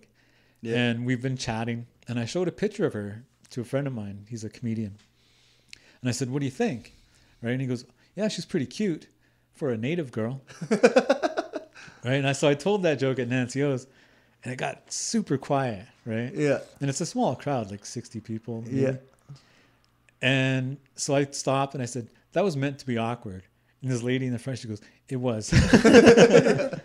So sometimes I do that just to like kind of dig a hole so I can bring myself out. Because I know the next joke coming up is going to get a laugh. That's a total pro move, though. Like when you used to watch like Hicks walk around and he wasn't getting laughs for a long time. But it's like you don't have to be funny all the time if you're being interesting. And Hicks used to do that a lot, where like in Carlin too, where he was actually like poetically talking about society and its falls and its the things that are messed up with it, and then he'd sizzle in a punchline here and there, but you were captivated the whole time. And even though there was a lull in the laughs a little bit, what he was saying was so interesting at the time that you didn't pay attention to the fact that he didn't tell a joke in like a minute. And it helps to have a good payoff at the end as well. Like when we did an exercise at Alfredo's, where I got them to tell a story. And because when you're a comedian, the goal kind of is to get a laugh every 15 seconds. Right. Are you at that point I've heard yet? about that. Am I? Yeah. I don't know. I've never told my joke in front of a crowd. You'll get to see. But if you watch my Yucks video, yeah, like back in the day when you could go on Carson and you got 5 minutes, you had to get a laugh every 15 seconds. Mm-hmm. And if you did, you became like a huge star. You went on to do sitcoms, movies, or whatever, right? Eddie Murphy, Roseanne, they all did that. Mm-hmm. And so if you count the laughs in those 5 minutes, it works out to about 15 seconds a laugh every 15 seconds. So I got my buddy to do that for my video. He's like, yeah, you're right on par with all those guys. I'm like, holy fuck, So you got a Tonight Show set. Yeah. I heard it used to be when I watched the Johnny documentary and all these comedians were on. It was when Johnny waved you over after your set. Yeah. Or give you the thumbs up. Or he'd give you the A-OK sign. But if you wave these comedians were crying, like Drew Carey, Ray Romano, they're crying, thinking about the moment that Johnny called them over. It was because they were so young, and it was straight up the biggest thing that could happen to you in the business at the time. Yeah. They would sit there and then they cried on camera about that moment in their career. Yeah, because it was approval from someone they looked up to. He was the guy. Yeah. Yeah. Johnny was the greatest. Yeah. And when I look at myself, that's what I'm looking for as well, is approval. Mm-hmm. Right. I mean, my mother doesn't like my comedy. Yeah. I Bo Burnham. He's like, talk about things that are really awkward, like something that's never been said before, like, hey, I'm your father and I loved your comedy show. You can tell he's a weird guy, but you can tell. You ever listen to Bo Burnham? I've actually got it queued up in my YouTube. You can have a watch later list. Yeah. It's like Bo Burnham. He's 40 videos long. He's a good dude. He's got really weird material. Yeah, I saw him on you ever watched The Green Room with Paul Provenza? I've heard of it, but it's great. But he was on it, and he was on with some like real stand, and his stand-up's different, right? He does songs. He doesn't stand around and do a lot of jokes. He does other things, and it's like theatrical. He's got music, and he was sitting there. And it's just a show where they're sitting around. It's all off the cuff, and he was as funny as anybody, just coming up with stuff right on the spot. That's the one thing I can't do, is improv. Yeah. It's tough. But what I've been telling the guys to do is, do you guys listen to Beauty and the Beast? It's an old podcast that Joey used to do with some other female comic. But he was giving advice. Let me guess which one Joey was. And Huge beauty. And the advice he said was, listen to your subtext. People call it the voice in their head. He calls it the devil on your shoulder. You have an angel and a devil. Yeah. And a lot of times that your subtext is hilarious, right? It's like the funny, when you're talking to your friends and you're thinking, you've got that inner monologue going in your head, and you're like, oh, I should say this, but it's going to be offensive, or it's going to be this, isn't it? He goes, just say it, right? And usually that guy doesn't give a fuck, though, man. Doesn't give a fuck. And that's what I'm trying to teach the guys too. Is like, don't worry about offending people. If it's funny, they'll fucking laugh first. And have you ever seen Patrice's interview against that girl in that news show? Fox talking News? About being funny. Yeah. And he states it, lays it out right there. He's like, I don't care if it's not funny. You have to allow me to try to go there. Yeah. I can offend anybody I want. It's freedom of speech. And if you don't think it's funny, then don't laugh. But I have to be afforded the right to go there. I have to be able to joke about anything. Yeah. And people get, there's this weird statute of limitations on certain things. You weren't going to go around New York and do 9/11 stuff right after 9/11. Nobody would laugh. There was a joke made that night on 9/11. Well, I'm sure somebody went against the grain just on purpose like that. Was it good? Did it bomb? Did it? Did it bomb? Well, here's the joke. It was something like he was talking about the day and all this stuff, and then he's like, "Who wants to play Jenga?" Oh, okay. That's kind of like he shot just a little bit wide of it, just in case, it's not bang on I don't know. But now the 9/11 jokes that you get, what Nick Roy says, you'll laugh your head off. He's a comic from Vancouver. He goes. I was telling jokes like that. I was telling jokes about 9/11 before the second tower fell. That's hilarious. I thought there'd be more rap songs about it, Blow up like the World Trade. Yeah, dude, what was that about? Well, they tried to bomb the World Trade in 96. Yeah, It was foiled or is that what something. he's talking about? I think so. Because it didn't blow up. Yeah. But that was really creepy because Biggie had that song, Blow Up Like the World Trade, and it was after his dad. You're like, whoa, wait, what? Marketing Biggie ain't play. dead. Yeah, real fucking weird. Yeah, it's weird. Do you think there's anything that's off limits in comedy? I was actually thinking about that. There are certain things I won't talk about, like homeless people. Mm-hmm. Because especially when I was living in Vancouver, I would not talk about homeless people because a lot of them, for the most part, are native. Mm-hmm. Right? And I don't want to be making fun of them because Right. who knows? I might even have family down there. Right. So I don't. Well, it's weird to actually to say that out loud. The majority of homeless people in the States are just black people. That's just the way it is. But it's a bad cycle they're caught in if you really step back and look at it. But it's not doesn't mean it's not a fact and it's not true. But yeah, you're right. You can't go saying that all the time. It just doesn't feel comfortable for everybody. I've had people walk out of my shows after certain Really? jokes. Yeah. Wow. I did a joke. What did you do afterwards? Because I've heard stories where you got to keep the fucking crowd. It's a really awkward Well, moment. luckily they were at the back of the room. Okay. So no one really And they didn't make noticed a them. scene? No. Because I heard about some comedian in Boston. Sweet Mike. We're having technical difficulties. Some here. comedian Figure in we'd get off his Boston, wallet and buy and- some new fucking mics. There was just there was a plane crash a week earlier, and this guy goes up, does a joke about it, and the guy stands up, he says, "Fuck you, man! My wife was on that flight." And he walks out, and somebody's telling the story, and they're just on cue without missing a beat. He goes, "Great, let's dig her up and fuck her," and everyone goes, "Whoa!" But he's like the guy who's telling the story. He's like, only really comedians can understand that he was gonna lose the room if he didn't just come way back over the top, all in, because that guy's gonna leave, and then you can't just sit there apologizing to this guy, and you can't just be like, "Okay, see you later." So he came right over the top with the most offensive thing you could fucking say, and he's like, "It's the only way he could have kept the room. It seemed like the only way," and he just did it in the moment, just like that. Well, there was you've heard Dane Cook, obviously. I think it's on Harmful If Swallowed. Yeah. There's a heckler, Mm-hmm. and he starts yelling at the heckler, "Shut up, right?" And he keeps going at, shut the fuck up. You're ruining the And show then- for the people around you. Yeah, I yeah. hate And that, then everyone got quiet. He's like, "Oh, great. Look at this The way he brings it back is he so goes, look good. at this atmosphere now. It's like Daddy hit Mommy at the kitchen at the dinner table. We're all trying to eat still. Yeah. Daddy Like, just it's got okay, a little it's okay. upset. Yeah. Just got a little upset. That was like one of the best He still loves things I Dude, saw. Where I you brought still him back. quote that one every time. It's like Daddy hit Mommy at the dinner table and we're not supposed to notice.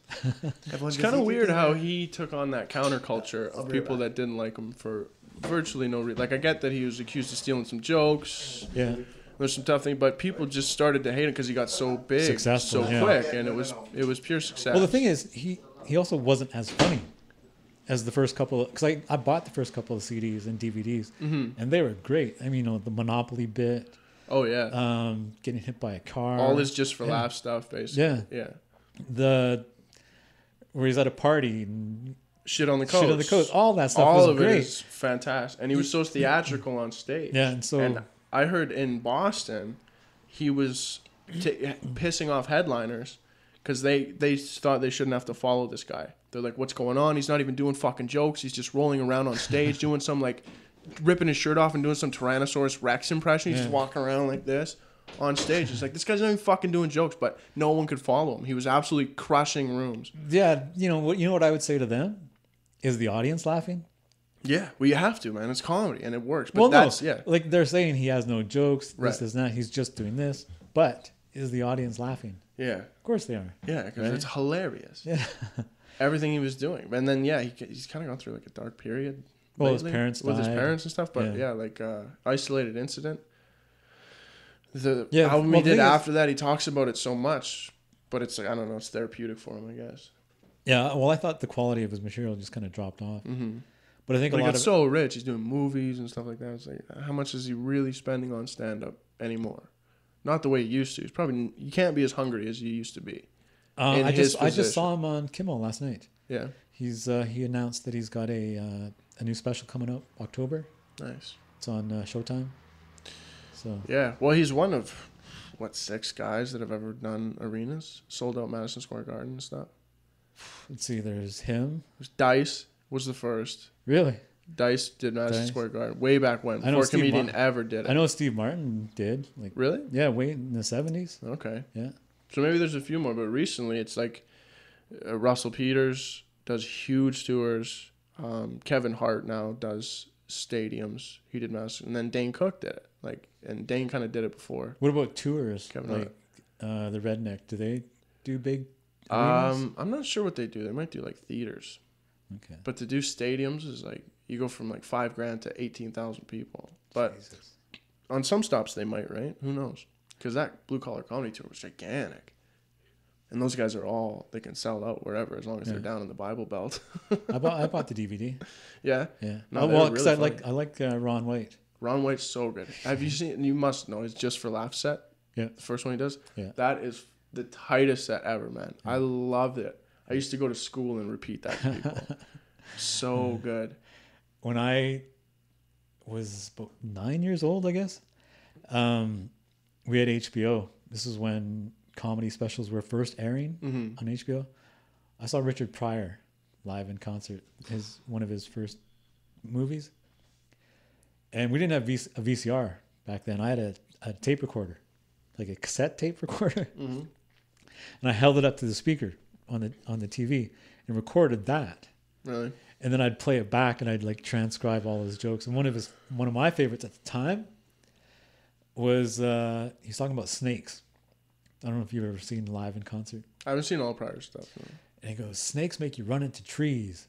It's like, snake, pow, and does this thing. Yeah. And for some reason, at age 9, I thought That's why he fucking- was the greatest, though. Yeah. Because he could do that. I heard Charlie Murphy tell a story where he was at one of Richard Pryor's shows, and he had a girl and then like a girl on the side and stuff, and they all kind of knew, but they didn't like it. But Who did? Richard Pryor Richard did. did. Okay, yeah. Sorry. Yeah. So Richard had his girl, and some other girl that Richard had been seeing before or whatever came to the show too. And his girlfriend says, "Oh," he walks up to her. She's like, I told you to stop coming to Richard's shows." And she gets all in her face and stuff. And they start going at it.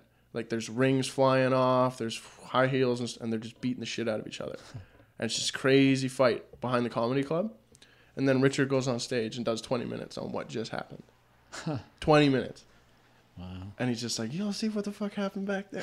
And he just goes off. And you're like, that's as good as you can be. He doesn't even write. He just observes and tells you about what he just saw. I've done that. As natural as anything. I've done that once. Yeah. I did a show in the Nanaimo on June 21st. It was National Aboriginal Day. Mm-hmm. I was hired to do a show. I was flown down there, and I had to sit in that seat in that row where there's only two because you're. Because you have responsibilities. Yeah, the emergency exit. Yeah. Right. So there's only one person sitting beside me, and it's this older white lady, and I didn't talk to her the entire flight down, you know, because she's an older white lady, and so we get there, and I've got like an hour and a half to make my connection to the seaplane because I'm flying over to Vancouver Island. And from there, like I've got to get there by taking this shuttle bus going from the main terminal to the south terminal. It's like an hour and a half. And I'm like, oh, I've got, you know, plenty of time. Right. So we land and I've got to go to, you know, get my luggage. That takes like 20 minutes. And then I have to go to where the shuttle bus is departing. And I get there and I missed it by 3 minutes. The next one's not for another 12 minutes. So I'm like, okay, that eats into my time a little bit, but I'm still good. And the shuttle bus takes, when it gets there, it takes about 15 minutes to get to the south terminal. So it's like, and then I have to walk to the seaplane base. As I'm walking, I get this phone call from the organizer of the show. Like, are you going to make it? Are you going to make the plane? I'm like, yeah, I'm on my way. Don't worry about it. Right. Of course, it's June 21st, the first day of summer. It's fucking scorching hot out, right? I'm dragging my luggage. And I get there. I get to the seaplane base terminal. And the lady behind the counter is like, you're Brian, right? And I'm like, yes. She's like, oh, great. We'll check you in. You just made it just in time, yada, yada. I'm like, okay, great. I turn around, you know, in this terminal. There's that fucking lady from the first plane, that I sat with the entire flight down to Vancouver. I'm like, and I'm breathing heavy and I'm sweating, and she's just sitting there, you know, with her crossword puzzle, her tea, and all this other shit. I'm like, yeah, like nothing happened. Yeah, I'm like, how the fuck did you get here, right? And she goes, I was like, when did you get here? And I was like, she's like, I don't know, like 20 minutes ago, 30 minutes ago. She's just magician. I was like, how'd you get here? She's like, I took a cab. I was like, what did that cost? She's like, $10. Did you take that on stage that night? That story? Yeah. Yeah. Because I did my show in the Nanaimo, and it was for some native band, and then I went back to Vancouver because I was staying there that night. And there was a guy that was running a room, like an open mic, and I told the same story I just told you, and you know, got laughs and stuff, and I was like, wow, that was pretty amazing. I just experienced it today, and got up on stage that night and told it. That's being a comedian, it seems. Talk about Bill Burr on the airplane? No, we're talking about him on an airplane. Oh, you same kind of thing. Same thing though, yeah. I know. Yeah, and then she goes, yeah, if you had said something, we could have shared a cab. You know? I'm sitting there like, trying not to, you know, get angry at her. Probably should have bagged her. No, she was an older. Yeah, I know. Burr's got a couple jokes. He has that one about a guy coming on. He was on the flight, and this guy kept asking him, he's uncomfortable flying. He's like, no, I'm fine. And the guy's like, no, you're freaking out about being on this flight. He's like, dude, like, I'm fine with flying. What's your problem? And this guy's like, you know, if you don't settle down, I'm going to push the fucking button to call the attendant over. He's like, go ahead, push the fucking button. Like, what are you talking about? And yeah, it's a pretty funny bit. And he said he told it on stage that night, and it did good. And but I think that's what I find. I think with comedians who are really good, they seem to be able to like come around and make anything funny. Like, you know, Jim Jeffries. He's an Australian. English. Yeah, he's Australian, I think, but he has that weird accent where he talks a little bit like this. And he's a bit of a big guy, right? Like tall. Yeah, and he says cunt a lot. Yeah, he's got one. He was at a comedy club, and this guy runs up on stage. He gets punched and just punches him, and he's like, Jesus fuck. Anyway, he goes backstage, and you know the security guards grab the guy, kick him out, and all this and that, and when he comes back out, first thing he says, like, he was obviously in the back, and in that short amount of time he had when he went off stage for there, he'd come up with something to come back out with and say, and he comes back out, he's like, all you people who think that was crazy, he's like, actually what you don't know is I actually employ that guy, and if a bit's going bad, He comes up and does that and punches me in the face just to let me know I got to stop doing that bit. I heard Fitzsimmons tell a story about getting beat up on stage, and he actually kind of got like worked over. And he's like came back out, and he's like, I don't know what I'm gonna do, but he You're came talking back. about Greg, right? Greg Fitzsimmons, Okay. yeah. And he goes out, and it's just one line, and he's like, he comes back out, he starts pacing around. He waits like 15 seconds. Everybody's looking at him. He's like, who's next? And he gets a roar and goes right back in. Like, it can be that simple. Yeah. See, that's the one thing I can't do is be that spontaneous and come up with something. I'll be like, if that's something happened to me, and like later on that night, I'd be lying in bed. Shit, I should have said this. Yeah. Yeah, I think everyone gets that, right? Where it's just like, where if you're getting like a little bit of a bickle with a buddy and he says something and then you don't think of that comeback. Yeah. There's actually a comedian, I don't know who it was, but I used to watch Just for Laughs all the time as a kid because every day when I got home from school, it was always on Channel 34, Comedy Network. And this guy's like, don't you hate it when he's like, you think of the perfect thing to say after the incident happened? He's like, I was eating a drumstick or whatever, and I took my wrapper and I threw it on the ground. And this kid comes up to me, and he starts giving me shit about littering. You told us on the podcast before, right? Have I? I think that's where I heard. I could have. I probably totally could have. And he's like, or no, he saw a kid litter. That's So I'm how hearing this for the second time within like a month. Yeah, no, it probably was on the podcast. But anyway, what is a kid littered? And the kid litters. He yells at the kids like, "Hey, pick that shit up, man! Like, what are you doing?" The kid looked at him. He goes, "Hey, listen, if I didn't do this, someone wouldn't have a job." Yeah. And he's like, "Fuck, I was stumped." He's like, "You know what I'd do in hindsight now? If I'd go back, I'd have punched that kid right in the fucking face." You know why? Just thinking of the paramedics. Yeah. Do you ever see Patrice at the roast, at the Charlie Sheen roast? Yes. It was so good because what he did to Jesselnick. Oh, we call him an open micer? Yeah. Yeah. That was the only, like, Jesselnick's an offensive comedian. That's his gig. He doesn't Never- really never have seen him. feelings. You can't get him. And Patrice found the only way that he could ever cut into the guy's soul. He took him and told him, in my world, he's an open micer. That was the only way to actually hurt that guy's feelings. And he just found it. It was unreal. Well, And you, he's like, he I just had threw all his never material heard of that guy until Patrice mentioned it. Mm-hmm. Right? Yeah, well, he's doing the, but there's another guy whose material you can't do unless you're him. Jesselnick, his cadence takes him like a minute to get through like a. After Patrice said that about him, I didn't even bother watching. Yeah, no, well, some of his stuff is really interesting to watch because he is really unique. But you struck a chord that one time with Cook on Twitter. yeah, Who were you talking about? And it was hilarious because they broke up right after that. yeah, but they're still putting. I know, out but what band was that? Arcade Fire, but they're still putting stuff out right now. Because what did you say? You said. Well, he tweeted that because Arcade Fire is like, they had some guy riding a bike around their stage. Like it was there's like some weird artsy thing. So they got a guy riding, and he's like, if you need to have a guy riding a bike around the stage, then maybe your music's not good enough to, stand on its own. I think I said, whatever, like you couldn't flush the toilet for Arcade Fire. No, you said you're just a jester. Let's leave. You said you're just a jester. Let's leave the entertaining to actual something. You called him a jester and said that they're actually entertaining. No, I said you couldn't flush the toilet for Arcade Fire. Leave the entertainment to the entertainers. You jesters. And he was like, you're a jester. I don't know what it was. Yeah. But he tweeted me back. And he said... it's funny because they broke up like 6 months after that. But I think they're still making albums. Yeah, but So what did he say to you? He said, hey, listen, pal, I've been rocking arenas for 10 years. No, he says, see if they're still rocking stadiums in 20 years like I am. And then he said, beat it. And yeah, then the funny thing was 6 months later they broke up. But are they broken up? I don't know, but they did. There was a big, huge thing about Arcade Fire breaking up, and you're like, you know what? You totally ate shit on that one because he is still crushing it. And I don't get, why does Dane Cook get so much hate? Like, I really like Dane Cook. I think Dane... Because he got successful. We just talked about it. quickly. Oh, were you? Yeah. Yeah, see, because I think Dane Cook is great. Like, he was one of the guys, like the first comedians that really got me into comedy. Like, I always watched Just for Laughs and always did that. But Dane Cook, he had those stupid little videos on YouTube or like on his website. Like he had the one about like shit being rolled on the bathroom stall. Mm-hmm. And then he had the one about the Kool-Aid Man. Oh, those were animated, like... Yeah, they're animated. animated Like, They do that with Rogan's podcast. Like they take little stories. Mm-hmm.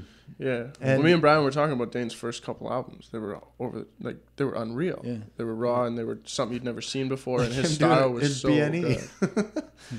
Don't Yeah, wear that your was favorite like his shirt to a third. B&E. That Or was your his third. second favorite shirt, you dummy. That was the first time he did a big HBO special, I think. Yeah. Was that Well, one. he was the first comedian I paid money to go see. I went down to Vancouver to go watch him. Was that when he was in the round? What fucking... I thought it was just because he was, like, nowadays, it's because he was stealing jokes. He just got accused of stealing Louis stuff, and that's something you don't want to Yeah. do. Yeah, It but... I might never be. know how those work. Because Louis apparently has been stolen from a lot, and he doesn't track people down the way other comedians would. He said Leary stole the whole asshole thing from him. Yeah, but if... Being an if asshole. you're gonna Louis make- had a bit about being an asshole. And he's like, wouldn't it be so great if you just submitted to the fact that you're an asshole and you cut somebody off? And they're like, hey, yeah. And you're like, no, don't worry, I'm an asshole. He's like, you know. Well, Larry's also been accused of stealing Bill Hicks. Leary stole all his shit. He's the worst. But Louis said he didn't do anything about it. And then he wrote that song, I'm an Asshole, Dennis Leary. And that was all. And he must have made tons of money off that. Like, that was the opening to his No Cure for Cancer album. Yeah. And then Louis never really went after the guy. And then apparently he never really went after Dane Cook either. It's kind of the audience with the internet now. You get exposed if you're going to do something like that. And the comedian almost doesn't even have to come after you. Well, I got caught stealing a joke. It's on my YouTube video, which is embarrassing. But I said I went to school for 9 years because I failed First Nations history. Yeah. Which is a Chris Rock joke, right? And one of the comics in Vancouver saw me do it, and pointed it out to another comedian, and they told me about it, and I'm like, okay, well, I got caught, Right. and so I stopped doing it. Well, the thing that they said with Louis and Dane was that Dane was in the comedy club and he was hearing these jokes, and then he went home and wrote, and he was under the impression he was coming up with it organically. Yeah, that'll happen. But it That's just happened kind to of me. creeps into your head, and you're like, why is this so easy to write? Why am I in such a flow? And it's because you've heard it before. Yeah, if you look at my notebook right now, there's a portion of a joke that says, I don't remember the first time I got drunk with my parents.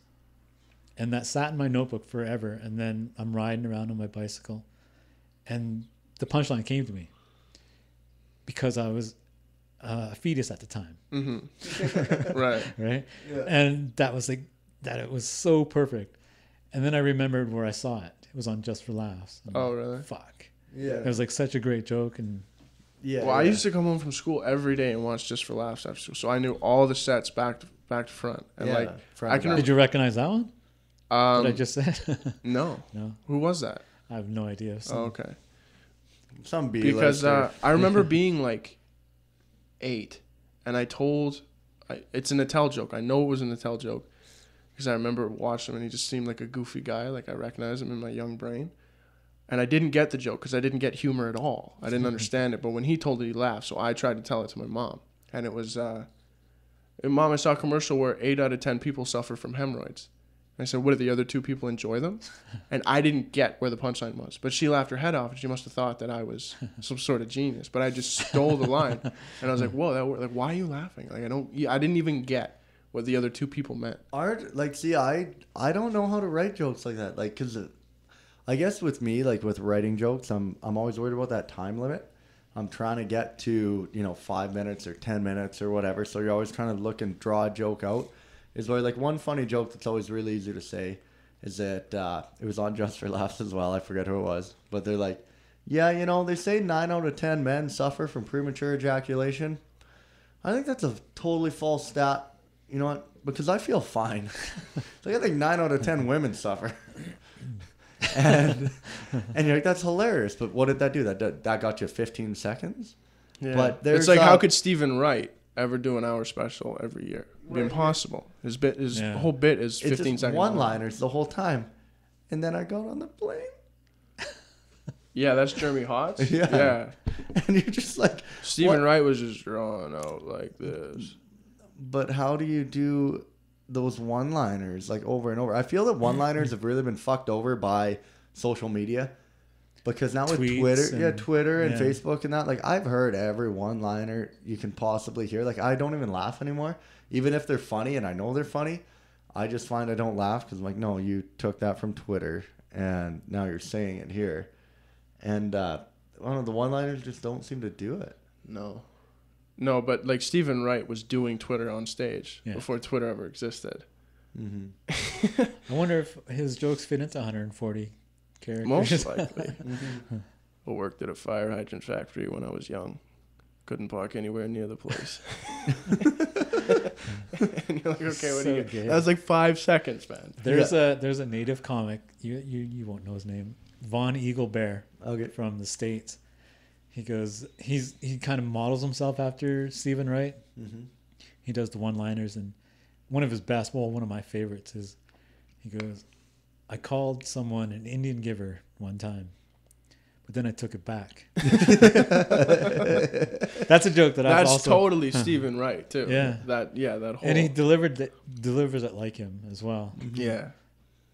Because some of Hedberg's bits would go a little bit longer. They could go like a minute, where he's kind of on the same topic. Hedberg had his were pretty short too, but yeah, he I don't know if he just drug them out longer because he did long pauses all the time. He'd be like, just do. Well, one of the things he's doing is you know what I mean when I say tag? No. You're gonna have the setup, you're gonna have the punchline, and then a tag. A tag is like an additional punchline that you're just adding on to the rest of the joke, and it gets an additional laugh. Right. I know of a comedian in Vancouver that had like a 10-second joke, 15-second joke, and just kept writing tags and tags and tags, and it became like this huge, not a bit, but probably a good 3 minutes. Yeah. From an original like 20-second joke. Well, okay. And so I've been getting the guys to try that exercise. Like, look at your material, write it out, look for tags. Would a tag be like Kevin Hart and his? Have you heard "Laugh at My Pain"? No. So what he does, he's talking about like his bank account. He's talking about hanging out with Dwayne Wade, and he's like, Dwayne tried to fuck my life up, man. He tried to get me to buy a boat, and he's like, I realized I don't make the money like these guys do. He's like, no, Dwayne, what you see is, no, I'd love to buy that boat, but the thing about my bank account is I got to check it in a savings account. The way my bank account is set up, and that's the way he keeps leaving. All my money's in my savings account, and I got to transfer my checking, but if you take like 3 business days, I don't know if the boat's still going to be there.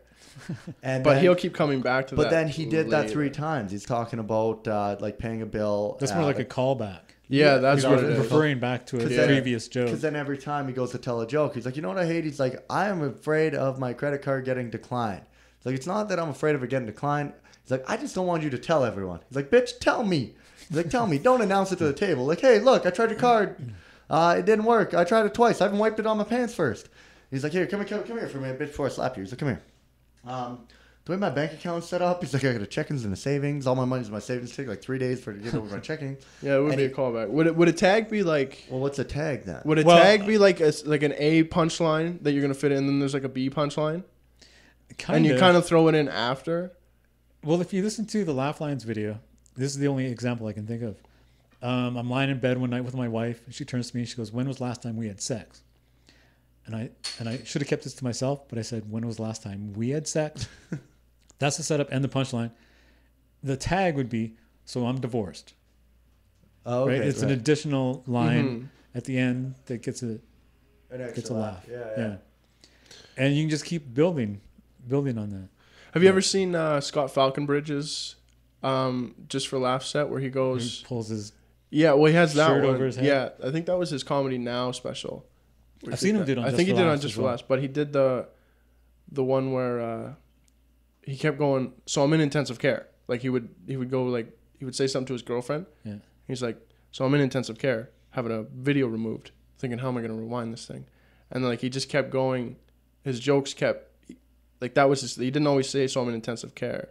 Or no, it's always, I'm in intensive care, having something else removed because he just pissed somebody else off. Like his whole set, like that's his punchline almost. So I'm in intensive care. Kind of like how Tim Allen used to do. Yeah, that's more of a callback again. Yeah, Tim Allen used to do, so I rewired it. Like that was the whole Tool Time premise was off his bit. So he'd rewire his vacuum or he'd rewire his fucking microwave, make everything more powerful. He's like, so I rewired it. Or Mike Birbiglia, what I should have said was nothing. He's like, what I should have said was nothing. But what I said was, and he keeps using that setup with different parts around it. So that's a callback though, not a tag. Well, if you're just referring to another joke that you told previously, that's a callback. That's always a callback. And but if you're getting an additional laugh after the first punchline, what if it's the whole theme to your set? Like Mike's Birbiglia special is called "What I Should Have Said Was Nothing." That's just a theme. Just a total theme, I guess it would just be a callback though, right? Like a tag. I see what you're saying. It's like at the end of a tweet, you have a funny tweet, and then you're like, oh, people will laugh at the end of this tweet. Then you put like hashtag something, Yeah. and then they're like, oh, they'll laugh at that hashtag. Yeah. So you're tagging it on to the end. It's just something that you can throw at the end of that joke after the punchline that you know will still get you a laugh. The best way to come up with tags is on stage. It's only happened to me a couple of times. You'll tell your joke, and then you'll get that subtext that I was talking about. Right. And you're like, oh, I should say this. Yeah. Right. And like I said, I was talking about how I moved to Prince George to go to university. I had to look for a place to live. And my dad suggested I move into the dorms at UNBC. For those of you who don't know, the dorms at UNBC are called the res. And I told my father, I said, I'm not moving into the res. First of all, it's overcrowded. Everyone's drinking, everyone's fighting or fucking one another. Yeah.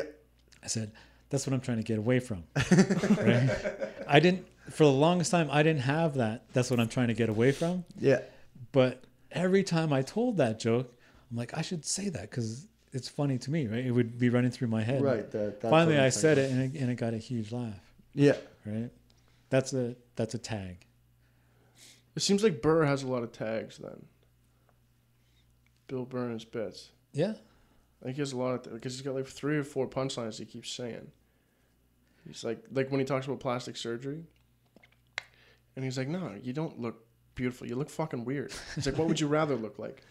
Like a 30-year-old normal person or a 50-year-old lizard? No. He's like, that's what you want to look like? Like you just lost a fight 3 days ago? You either look like a 52-year-old woman or a 28-year-old lizard. It's your choice. Yeah. Don't go in and take the beach. Don't be a fucking hero. Sit back. Let someone else figure it out. You think anyone was wishing they got hair plugs 10 years ago? When they were stapling ant legs to your forehead? Guys were tapping out after a row and a half. Fuck it, I'm done. Like Rogan.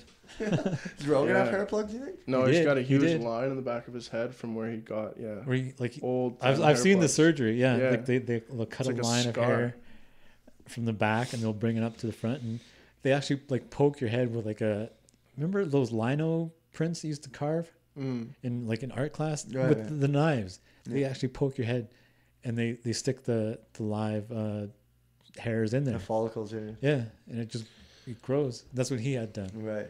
And man, that guy's aged horribly the last 10 years. Think so? his head's gotten fucking bigger. right, man. His head is huge. He's got jacked. He's lost all his fucking hair.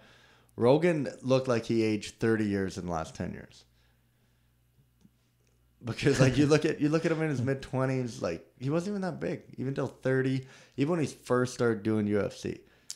I don't know. I saw him at a comedy club. It seemed like it was a while ago, and some drunk girl's there, and he's telling her after the show, like she came up to him, and he's like, "I got mad at you because you wouldn't shut up. You need to learn how to shut." Like he's being kind of rude, but she interrupted his set, and she's like, "You're fat.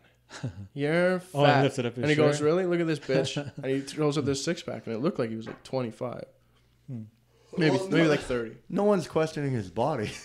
The guy's jacked, but.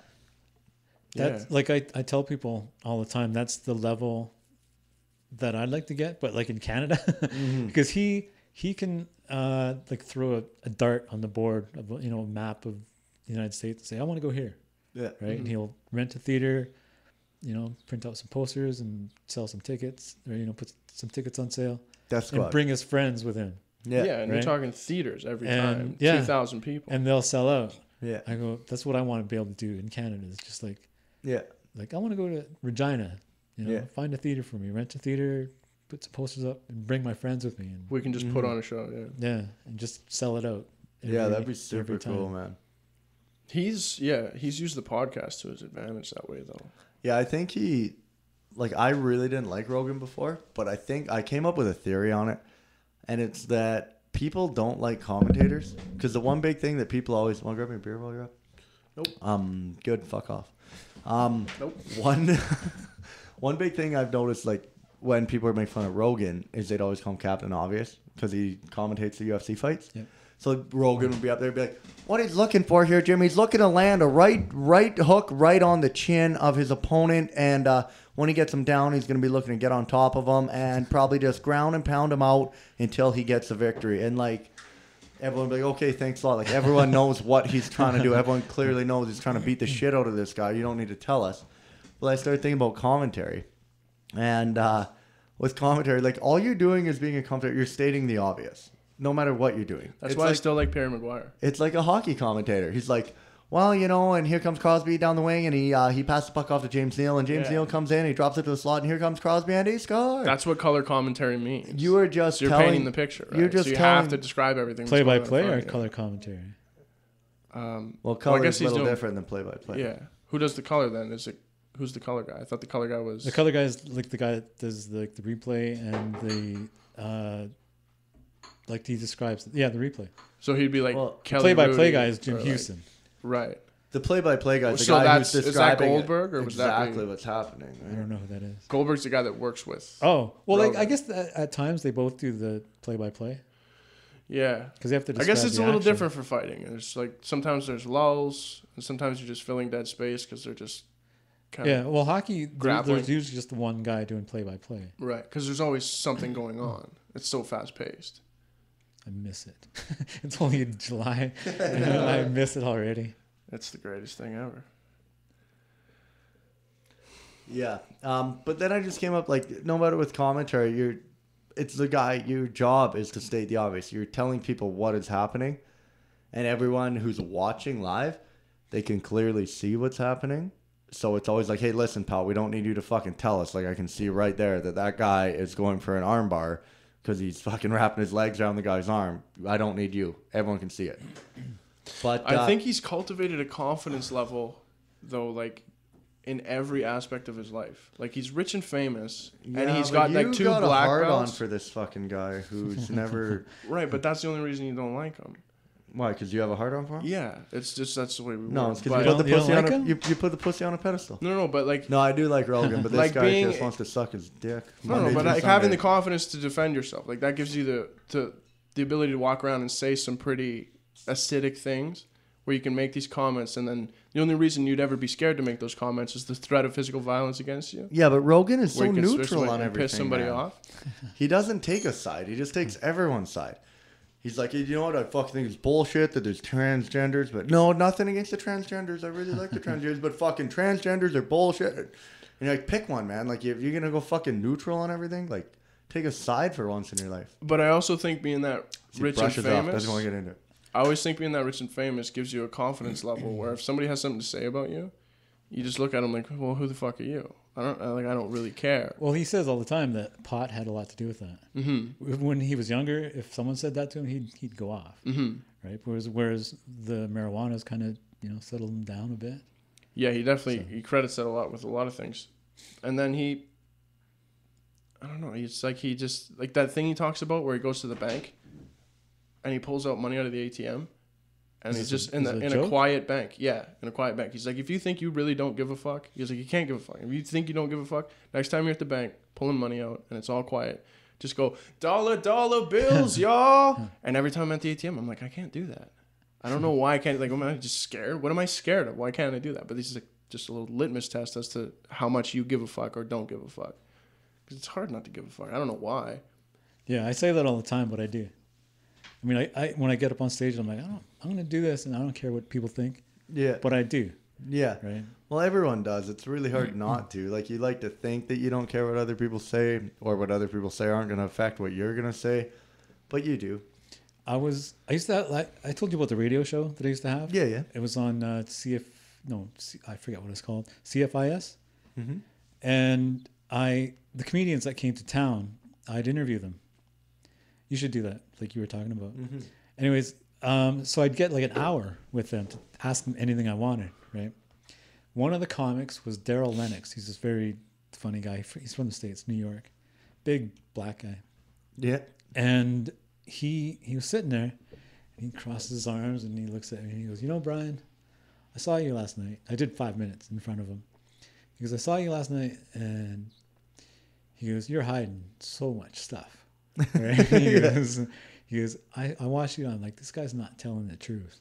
Yeah. Right? He goes, what do you? He looks at me and he goes, "What are you hiding?" Right? Yeah. And I've never had someone pin me to the chair like that. Yeah.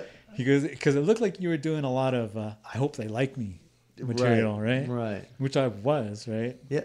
And Well, that's something the true comic can see, right? Like, yeah, well, what I had asked him about it later. I said, how were you able to do that? How were you able to pin me down like that? And he goes, because I saw it in myself 20 something years ago, right? And, yeah, it was really unnerving, but it was a life changing and a comedy changing conversation, because I was like, wow, he saw that, right? And I was hiding stuff, and then I had just written a joke that was like revealing a lot more of myself. yeah. But I was afraid, I was going to tell it that night when he saw me, but I was like, no, I better not, because I was worried about what people would think of me. Yeah, right? especially having him there. You're like, oh, I got to give my best shit. Yeah. But yeah, it was, I still look at that as one of the most life-changing moments of my life. And definitely comedy, it changed my comedy. It became more real, more authentic, more me. That's what I really want to strive for, is the real. It's going to take years. No. Yeah, well, you just, yeah. No, I agree. Totally. What do you talk about? Like, what are your jokes about? I've got What are the three. topics? I've got, okay, well, one is about shaking hands. I'm finding shaking hands as a young adult really weird. I've got It's funny because I've got an idea for a joke about that. yeah, I've got one about Where I'm at the age now where guys don't give me the like I call it the bro see, handshake. this guy's gonna steal my whole bit right there. When they hook thumbs and they hook. Yeah, I haven't said any of my bits out loud. See that? yet. You're stealing Like that. you're stealing and my then they do the thing. you're stealing the whole bit right there. I'm at that age. No, it's where about who puts it on a CD first. I know, so don't tell your joke, because this is my they joke. do that for- whole thing. I've got this whole thing for Nancy O's, and you can't wreck it. I'm at that age right now where people are just like, Yeah, the white man handshake. yeah, the white man handshake. There you go. And I got one for defensive driving. So it's societal topics, basically. That's And what you see in society. I've got one. I've got a cancer joke. It's not really cancer, but it's the weatherman versus cancer researchers. I've got that, and I've punched those ones up pretty good. I think I got those down to like a good amount. One I haven't really. You gonna try and add some tags to it? Yeah, we can work on that. I'll tell my jokes Tuesday, Alfredo's. You can help me out with them or whatever. Punch them up. Another one, I got to see where I'm at. I don't know if those three will get me to 5 minutes or if they'll just get me. I'm thinking maybe only 3. But then I've also got the emasculating joke, sitting down to pee, which you've heard. That one definitely needs punch up. And that one's based on me. Yeah, that one's total off you and your fucking fanny pack. That too, yeah. What I do, like you were talking about, like writing on a notepad. Like what I do is I have notes on my phone here, and anytime I think of something funny, I just throw it on here. like a stupid one that just came up at the mill randomly at work. I was sitting there and it was like we were opening a valve that was really dangerous, and it's like if this goes wrong, something really bad could happen. And I was just picturing where if it goes as bad as I thought, I'd have to turn around and yell, "Just go, save yourself!" And then I thought, I hope there's no point in my whole fucking life that I have to turn around and say, "Save yourself," because that means you're in a horrible fucking situation, and you never want to have to yell, "Save yourself." Read the second line. And I think there's got to be a joke in there. That's my notepad. It's an app that I I'm at keep the on. age where guys give me the regular answer. See, look at that's a. Okay. It's about who puts it on a CD first, man. I can tell you, Joe. Do you want me to do it now? Should I tell you after? Sure. Okay. Well, so how the joke goes is like I'm finding it really awkward right now being a young adult. What it was, I went down to Vancouver lately, and I was down there for school, going to trade school, and I saw a lot of people that I haven't seen in years, like since I was in high school, like grade 10, grade 11.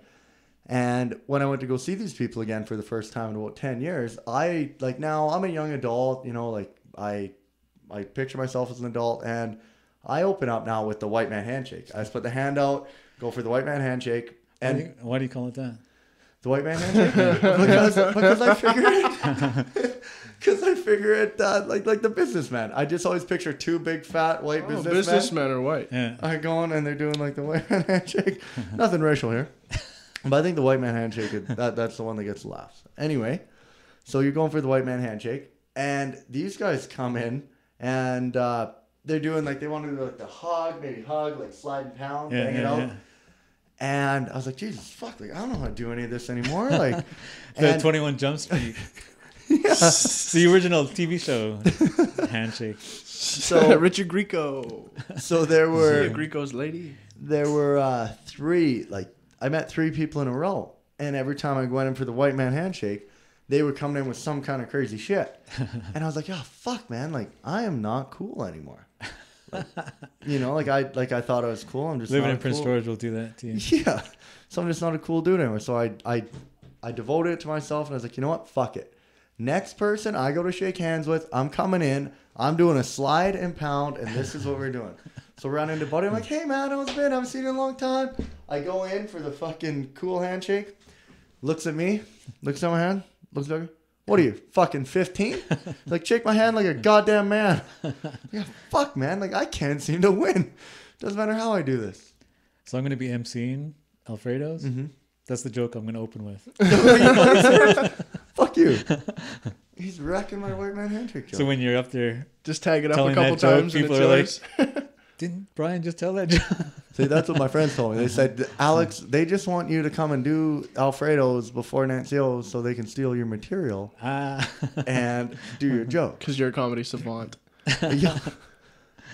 Okay, well, now do I need to rewrite a whole new joke now? Yeah. That was my best here's the joke. thing. I had a joke about, you know, being in a relationship, and it's like a diet.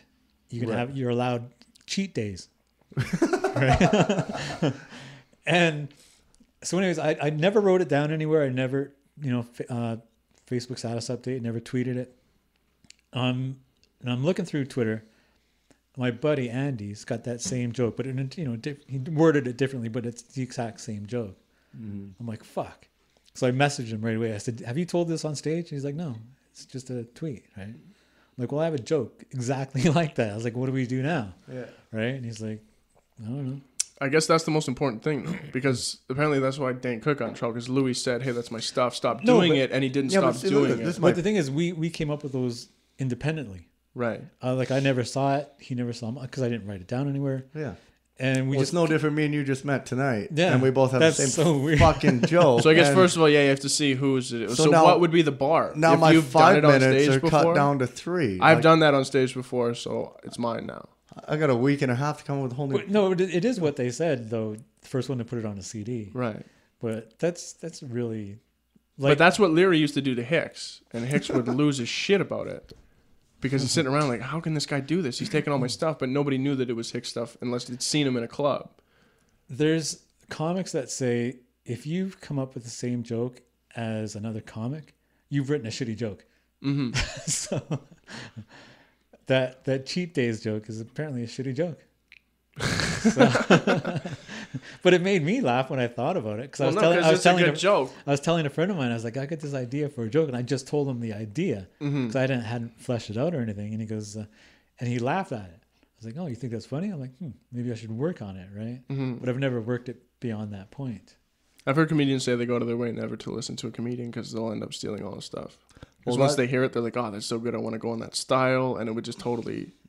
I just find it'll happen. I find it runs you out of material. Like since you messaged me, I've really been trying to get a lot more serious. I'm like, hey, like you actually have to sit down, focus, and come up with like a good 5 minutes because like I've always wrote jokes and kind of thought about it, but now you offered me opportunity to actually get on stage and do this. And I was like, okay, well, you've been bitching about this forever. You've wanted to do it. Now you have someone, you didn't even have to go find them. They're coming to you. Like this is like a godsend to have someone come to you and offer you stage time. So there's no way you're backing out of this. And I was like, I'm going to sit down this weekend, make sure I go through my shit. And I started watching a lot of stand-up comedy lately. And when I watch it, I'm like, no, I got to shut this off because I'm just going to end up stealing their fucking shit. Because you watch them do it and you're like, this is so good. And it kind of drives you towards wanting to just like take what they're saying, but maybe add your own spin on it. But then it doesn't feel authentic enough. Mencia style. Is where I've got like, you know, like all my jokes I wrote, like that handshake one you're talking about, like that's just naturally authentic. Like that came up to me like I was there and I was at school And I was meeting people. I'm like, this isn't fucking working. So it Like, came I don't from your know if real it life, right? Yeah, a real life yeah. incident. There Yeah. was an organic There's something thought. Yeah. that actually happened. Like I was just kept shaking hands with people. I'm like, this isn't fucking working. Like I am no longer cool. And yeah, apparently you have that same issue. Well, and it's not that I'm no longer cool. I said I reached that age. Yeah, well, that's the thing. That's what. But it's pretty similar.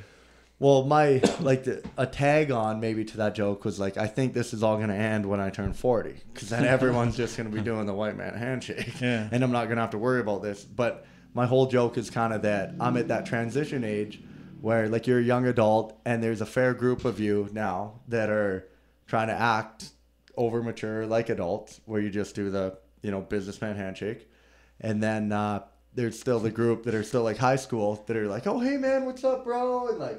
But I think when you're 40, all of that's hashed out, and everyone's just like, let's just shake hands, Yeah. like a fucking man. Like, Yeah. Well, the thing is, when I meet Native people, they still do the.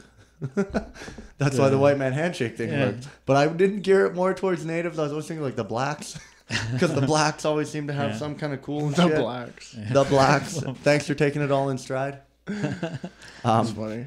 No, when I write jokes, I write like I don't have a style. I've never Why does the talked. Domino's guy have that sign? Yeah, well, I've never talked in front of people, so I don't know what style I have. So I write them in styles that people have seen, like Burr, and I do Tosh, and I'll have the same joke and I'll do it in both styles, and they have to be completely different to work. Like if it's written out the Burr way, I can't do it in the Tosh cadence. Are you Because- thinking of doing comedy as well? Yeah. Yeah. Yeah, I don't know. Well, I write jokes, but I But he's constantly too afraid think to about. come out. Eh? He's a little shy guy. Well, yeah, and that's the thing. Come out on Tuesday. Just come I to will- Alfredo's. There's only going to be. I'm at least us gonna come comics. watch. There's I'm only at going to be us least gonna comics. come watch for sure. Yeah, he's gonna watch. He's gonna fucking chirp me. No, Well, I'm rattled about the handshake joke, dude. That's like a minute and a half of my act right there. I know. Gone. I know, but you just Gotta gotta figure that persevere, out. bro. Well, what am I gonna do? I got like a fucking. I know, well, that's why I'm not saying any of my bits out loud. You just yet, have to make it better than mine. No, it's not gonna work because I figure if I'm the new guy, I'm probably gonna have to be the first guy who comes out after you. No, there's going to be someone taking the bullet. Well, who's gonna be that? I'm the MC. I can pick someone. Yeah, I know, but shouldn't like the shittiest guy go first? Isn't that how that works? No. No. I don't think it's a show, right? It's just a workout. Yeah, it's just a workout room. But when No, I no, put, I when I don't put mean on the a- when I workout put room, on but a- I mean when in like Nancy O's will be completely different. That's the one I'm concerned about. We want to start strong, and we also have a closer that I have a closer in like mind. a shitty closer. Like where can I fit in we here? want Just to somewhere in the we middle. want to finish strong. Yeah, So- you're gonna be in the middle. Somewhere in the middle. Perfect. If We're gonna be the plant in the crowd for Brian's crowd work. if we could just jam me in somewhere in the middle How many friends have you told? about the stand up comedy. Yeah, I don't know, like 20 or 30. are they all gonna come out? Everyone I tell is like, I have to be there. But I keep telling them, I don't. should get Nancy O's to print off tickets because the last time we didn't, we just had we took reservations. Yeah. And we finally had to stop taking reservations because people were calling in so much. Yeah, if you get tickets, man, I can sell it out Yeah, for they're sure. like $5 each. And Yeah, and I can sell all the tickets. bro. we'll get a share of the tickets, which is good. But, yeah. I don't know. Like, my Fukushima joke is went to shit. But I keep that shit to myself, like Eddie. you ever Van, thought of giving like it to Eddie Van someone? Halen back in the day when he used to play with his back He to the turned crowd. his back. Yeah, I keep that shit to myself like that. I was like, don't say it out loud. Don't do it. Like, Don't give anybody here's a bunch of ideas. mine. You scroll through for like that's a bunch of shit I wrote down. But I find a lot of that. It's like a lot of it doesn't work because you're just writing that tiny little bit. What is IPO? IPO. It means initial public offering. It's for stocks. Okay. Well, the problem I have with that is they had an initial public offering for Twitter, and it was $45 a stock. And I was like, "Fuck yeah, I'll buy that." But by the time that stock was actually offered to the These public, are all joke ideas? Yeah. Well, read one out that you don't get. No, it's not that. It's just that there's quite a few. No, Which is good. Which is good. Yeah, no, because I figure if you have like 20 good ideas, there might be 2 that work, right? I just don't know how to time them out. Like if like the cult leaders have the wrong job, that one is. What do you mean time them You need out? segues, bro. You need segues. No, it's just that thing of like some of them are really short. Like if you think I've got one-liners. I've got Species- stories. I've got 2-minute jokes. I have a whole chunk on my CD. It's called. I had to put it on 2 separate tracks. It's about university. Oh, okay. Like they're all like single jokes, but they're all on the same topic, and I just kind of bunched them all together. Like this, like species don't drink milk, stop using electricity. Because every time I meet a hipster, cats drink cow's milk. Okay, see, there you go. That's because we make them do it, but no. But other species don't drink. Yeah, so other every time I meet a species hipster other or a than a fucking cat. like a vegan type of thing, whatever they're doing, they come up to me and they're like, Hipster or vegan? well, I don't know. They seem Same like thing, the same thing. Fucking weirdos. to me. And they always come up to me and they're always like, you know that humans, we're actually the only species that drinks another species' milk. Cats And do. I I always think. want to say, hey, guess what, asshole? Did you know that we're the only species that's using electricity right now? Maybe we should stop fucking doing that. Hey, that's probably a good idea. It's also the only other species that drills holes into the ground, takes out the resources, and fucking uses them. Like, there's a lot of shit that we only do. You could also Should we stop doing? You could also like what do hipsters do that other animals don't do? I don't know. Fucking Or what do pierce hipsters do holes that? all over their bodies and fucking stretch their earlobes. Yeah, You know beavers don't yeah, use yeah. mustache wax? You faggot. Bears don't drink Pabst Blue Yeah, you Ribbon. could say that about them. Other people, other species Yeah. don't do whatever the fuck you're doing. We're skinny Other jeans. species don't fucking stretch your earlobes Yeah. out to the size of fucking hula hoops. Like say Yeah. Dane Cook's bit about talking to that atheist. He doesn't defend religion in the sense that this is all true, but he makes jokes at the atheist's expense. Right. It's well done. He kind of dances around to the point where he's just tapping on the humor, and he doesn't actually get into the philosophical beliefs of. Doesn't get too deep. This is the one that when they die, they're gonna Yeah, print the Bible on him. Come You're gonna be a into tree, and then somebody comes do a in. tree. Oh, it was great. No, but I always thought that Like- I think writing comedy and performing comedy are mutually exclusive. And I think I can write, but I'm not sure if I can perform. I don't know because I've never done it. Yeah, you But can. you can Just don't write be at such a home. little bitch. No, I know. I'm not like thinking, oh, there's no way I can, but I Right, don't you're a know that bitch. I can because I've never done it. So, like, there's a niche for a lot of people if that on can't perform. If on Tuesday night, I'm the MC, and I say our next performer is his first time. Michael Stang. Please welcome Mike Stang. Are you gonna come up? Oh, you're just calling me like you're not gonna ask me whether or He's not I gonna want call to you go up. up. He's yeah. calling you up. If I don't if know. I call you up on stage, are you gonna I'll come have up to. in front of 4 people? Mike, I'll go in front of you. Don't worry, I'll do it for you. Are you gonna come take up the in bullet. front of 4 people? Um, For comics? You know what? There's a good chance I could do at least like 4 minutes. I haven't timed any of my stuff. Well, out, why but- don't see what I really want? Like, I just want a group of people. It's like anything. Like, I was into dirt biking, jet skiing, and skydiving. No matter what it is, you need another group of people that are all into that, and you all push each other to get better. And with comedy, like, I'm really excited I met you, Brian, because I want to have a group of people where we all just work to improve each other and get better at it and promote what we're doing. We get together once in a while. Yeah, and, like if we can just I even sit tell down them, and just I write said, jokes and like just work on it and be like, you know what, this isn't working, but you should try this, or like I like where you're going here, but this isn't like. I would totally be down with just going to Denny's or some shit. That's sit, what we do. Yeah, sit there That's for fucking honestly- 5 I hours. tell them, and- bring your notebook. Yeah. Bring your ideas. Tell me what you yeah, got. well, that's exactly like all Tell of me these. what Like you're I would working love on. to just work out all of these and have you guys give me ideas. The only thing Let's is see your list. my list. Yeah. I've got like the simple one-liners. Like one See what I here's can like put on my CD. like a simple one's like his eye is so lazy it doesn't even work. I came up with that at school. Really? Yeah. Oh, that's from the Jeff Ross roast. Really? Yeah. Because there Because was Jeff Ross looks at Bill See, Hader like and he's how- like, I've heard of lazy eyes, but that left one's collecting unemployment. but see, because what it was is like there was this guy I went to school with, and he had a lazy Yes, eye, hi, hello. and it was You're on the air. Don't say anything crazy. and it. Hello. Oh, you're actually on the phone. We're kind of in the middle of a thing here. He's actually on the phone. I'm doing a thing. Who Well, is it? fucking tell it to somebody else, Angler. Do you remember the? Damn it, we got a live call. I'll call in you here. back. Do you want to be on the show? Yeah, talk to him. Let him be on the show. Okay, give you 2 minutes. It'll be like 20, 30 Twitter followers you'll probably get. You're probably going to get 35 Twitter followers. That's it. We seem to have a thing for How'd you those. guys get so many? You're like 1,000. Dude, whatever. Did you go to like a click farm or something? Yeah. Oh my I god. know we're fucking internet famous now, man. Seriously, what do you want? Good. Seriously, what do you want? Where in Taiwan? In Taiwan. Yeah. No, it's it. Okay, we're just wrapping up. We'll let you know when we cut this thing. Yeah. Okay. Yeah. Go Yeah, back. like remember how I was telling you earlier? Me and Gas can do that all the time. There's my list now. Now you can get to the list after you took your phone call. We get together after, like if we both done spots that night, or even if we didn't, we get together afterwards and you're like, that joke you did, that's really funny. Keep doing that. Or Yeah. have you tried doing it this way? Yeah. What else have you got? You know, like Right. open your notebook. And you're like, well, like that joke I had about the joke I told you about the dorms and the res. Yeah. Yeah. I said, I have this joke, but I only tell it for Native people. Right. And he's like, well, let's hear it. And I told it to him. And he's like, dude, you have to tell that to a general audience at a comedy club. Yeah. I'm like, are they going to get it? He's like, Yeah. I got it. I fucking laughed. I'm the general audience. People are gonna get the res jokes. So, Yeah. But no, like I see, like a lot of my jokes, like it's like that. Like I just told 2 of my jokes here, and you're like, you stole that from here. You're like, I already got that one. So I'm finding. How dare you beak No Country for Old Men, sir? No Country for Old Men. See that my joke on No Country for Old Men is just it's a long stupid story that has no fucking like at the end of it you're like what was I supposed to get it? That's what I do, though. You didn't get it.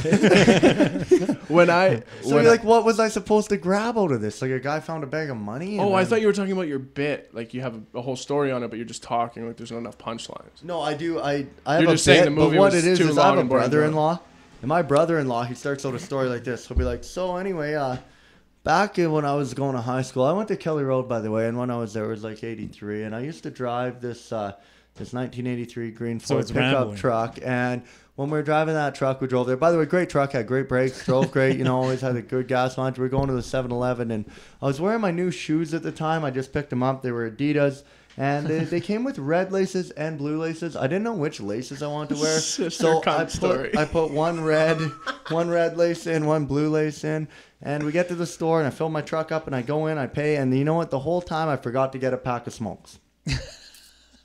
You're like, what? So what was it? Was it the laces or was it the something? How does like, that? What does that have to do with Old Country? No because Country when for I Old got Men? to the end of Old Country for No Man, I was like, what am I supposed to pull out of this? Like, where was the, like, what was the punch? Like, what was this about? The whole ending monologue with Tommy Lee Jones is the explanation of the whole movie. You just watch the whole thing. You're like, what? The thing is, what are you trying to gather out of this? It's right in the title. It's No Country for Old Men. Well, you know what? He's the old man. He's the old man that can't handle the new wave of violence that's coming. He does it at the opening monologue too, Well, where he says, what? "I know Thanks. a man who killed a 13-year-old girl. Okay, hang on. Just Said let he'd me, been planning to do it for a long time, and if we let him out, he'd kill again." just one I don't know sec, what to let make me, about that. I sure let me don't. delete that one too now because there's 3 jokes down the. No, fucking man, because I think shitter. you can make I think the things handshake funny. one. I don't think you can like some of my jokes that I write are blatantly ignorant to the subject that I'm talking about. Like I have a bit about Tough Mudder. And There's a couple guys that have jokes about Tough Mudder really? in town. okay. Well, I know. Well, John does. I don't think Bryce does, but John does for sure. Well, I bet mine's unique, but I don't like. Well, I don't his know is based on an actual experience. Okay. So it's going to be unique from yours. for sure. But I don't actually know. Like I've never been to Tough Mudder, so I don't know anything about it. I'm just telling funny jokes, and if that's not the way it is, I don't really care. I'm just looking for the laughs, right? Yeah, but see. Okay, so can I still tell the handshake one? Does that work or no? Yeah, dude. Well, what's yours? Is yours different? I don't even have it fleshed out yet. I'm not going to have it fleshed out by Tuesday unless I really work on it. No, but Tuesday's not gonna work because if you're gonna tell an NCOs, that's it. I'm not worried about the Tuesdays like Alfredo's. I'm really excited for those because I know I can just go up and throw it down. But Nancy O's is the one I'm kind of like, if I can get on there, I'm kind of nervous about doing it. What do you mean if? Well, We're going to put you on the poster too. yeah, man. Like I don't know. Like I really want to do it. If you can get me on it, that'd be super cool. Yeah, I can get you on it. Yeah, man. Well, let's do it. I'll do it. You got to try to convince that guy if you got room for him. We'll see. And that's yours, On yeah. Tuesday, We'll see. if he's funny. But yeah, no, I've got a solid 5 minutes Because worked out. there's this I'm Mawanasi. Yeah. He's got a 1.5-minute clip where he tells one joke. Well, he gets one laugh. Yeah. And he told me he did an hour and a bit at the Right. PG Playhouse. Yeah. I have no proof of that. I have no idea if he's funny. Right.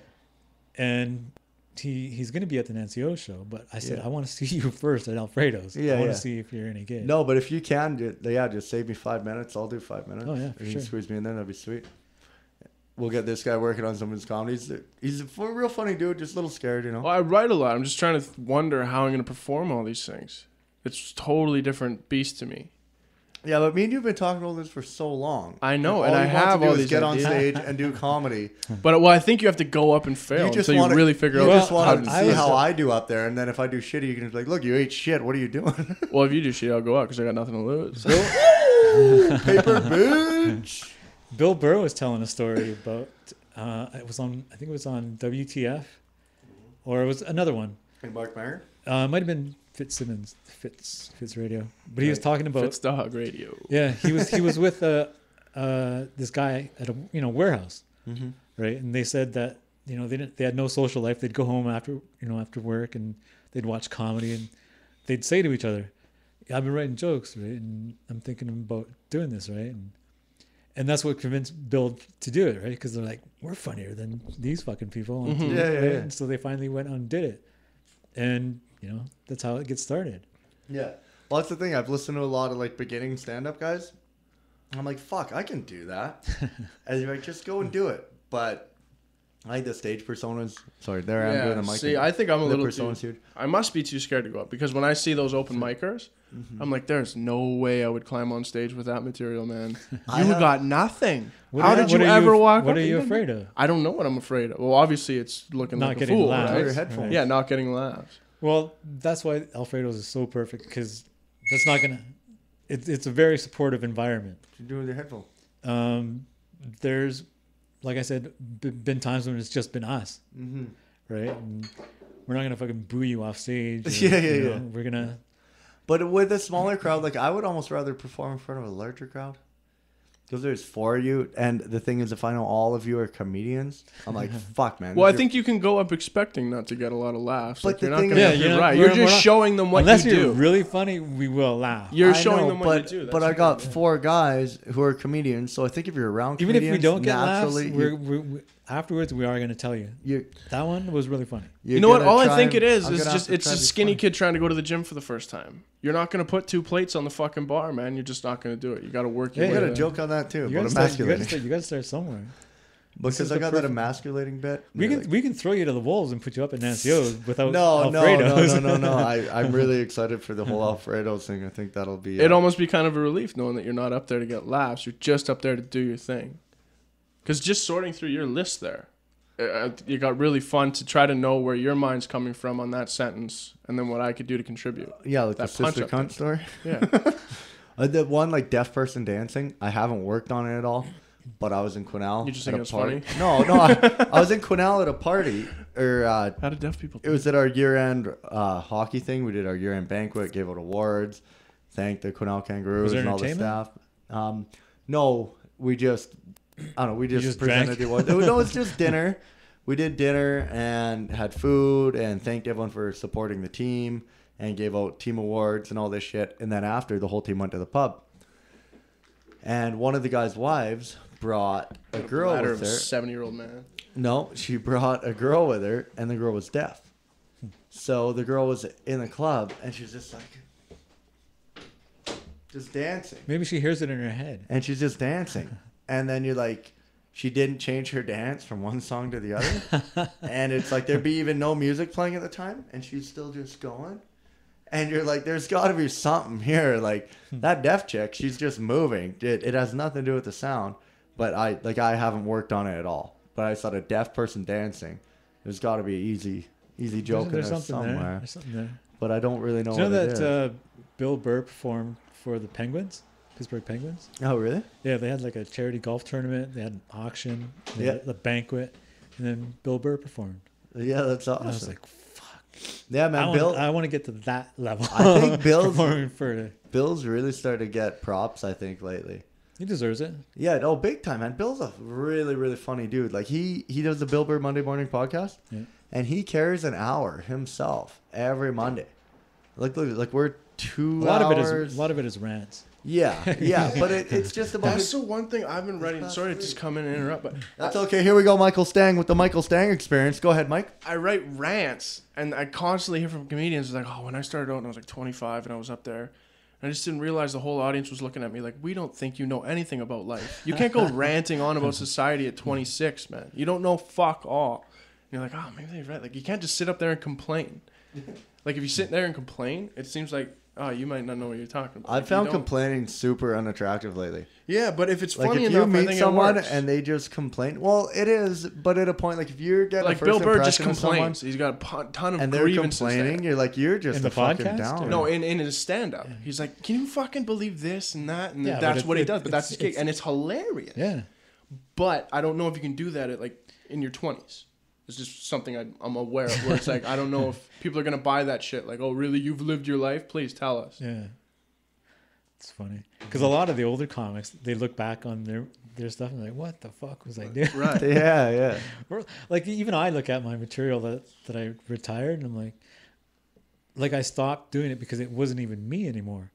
I did a show last month. I was called to do a show and they're like, do 30 minutes, right? And I'm like, well, you're not going to hear my new stuff because this is like a native show type thing. Right. A bunch of other native performers. So I figured they want to hear my native Your stuff, native the stuff stuff, from my yeah. CD. So I had to pull that out, and I haven't performed that stuff for months. Yeah. I haven't even thought about it. Yeah. And I got up there and I was telling my jokes, and I'm like, "Oh shit, what the fuck is this joke? How does this one go?" Yeah. Where's my tag? Yeah, and I'm like, I completely forgot how it went. And I'm Yeah. like, because I haven't thought about that material in 4 months. Yeah. But it's gonna happen. Yeah, big time. Makes sense. Gil, you guys want to go shut her down? And I think we've run out of. Yeah. Oh, I just want to ask Brian one thing about. all right, here's our closing This statement. is another We've 30 got, minutes. got Brian Majore here. Michael Stang's got one last question for you, Brian. What would you do if you won the lottery? No, I was just wondering, like, Disneyland. Go to Thailand. the different jobs you can get. Right. The That's a different comedian, jobs you folks. can get running or writing comedy.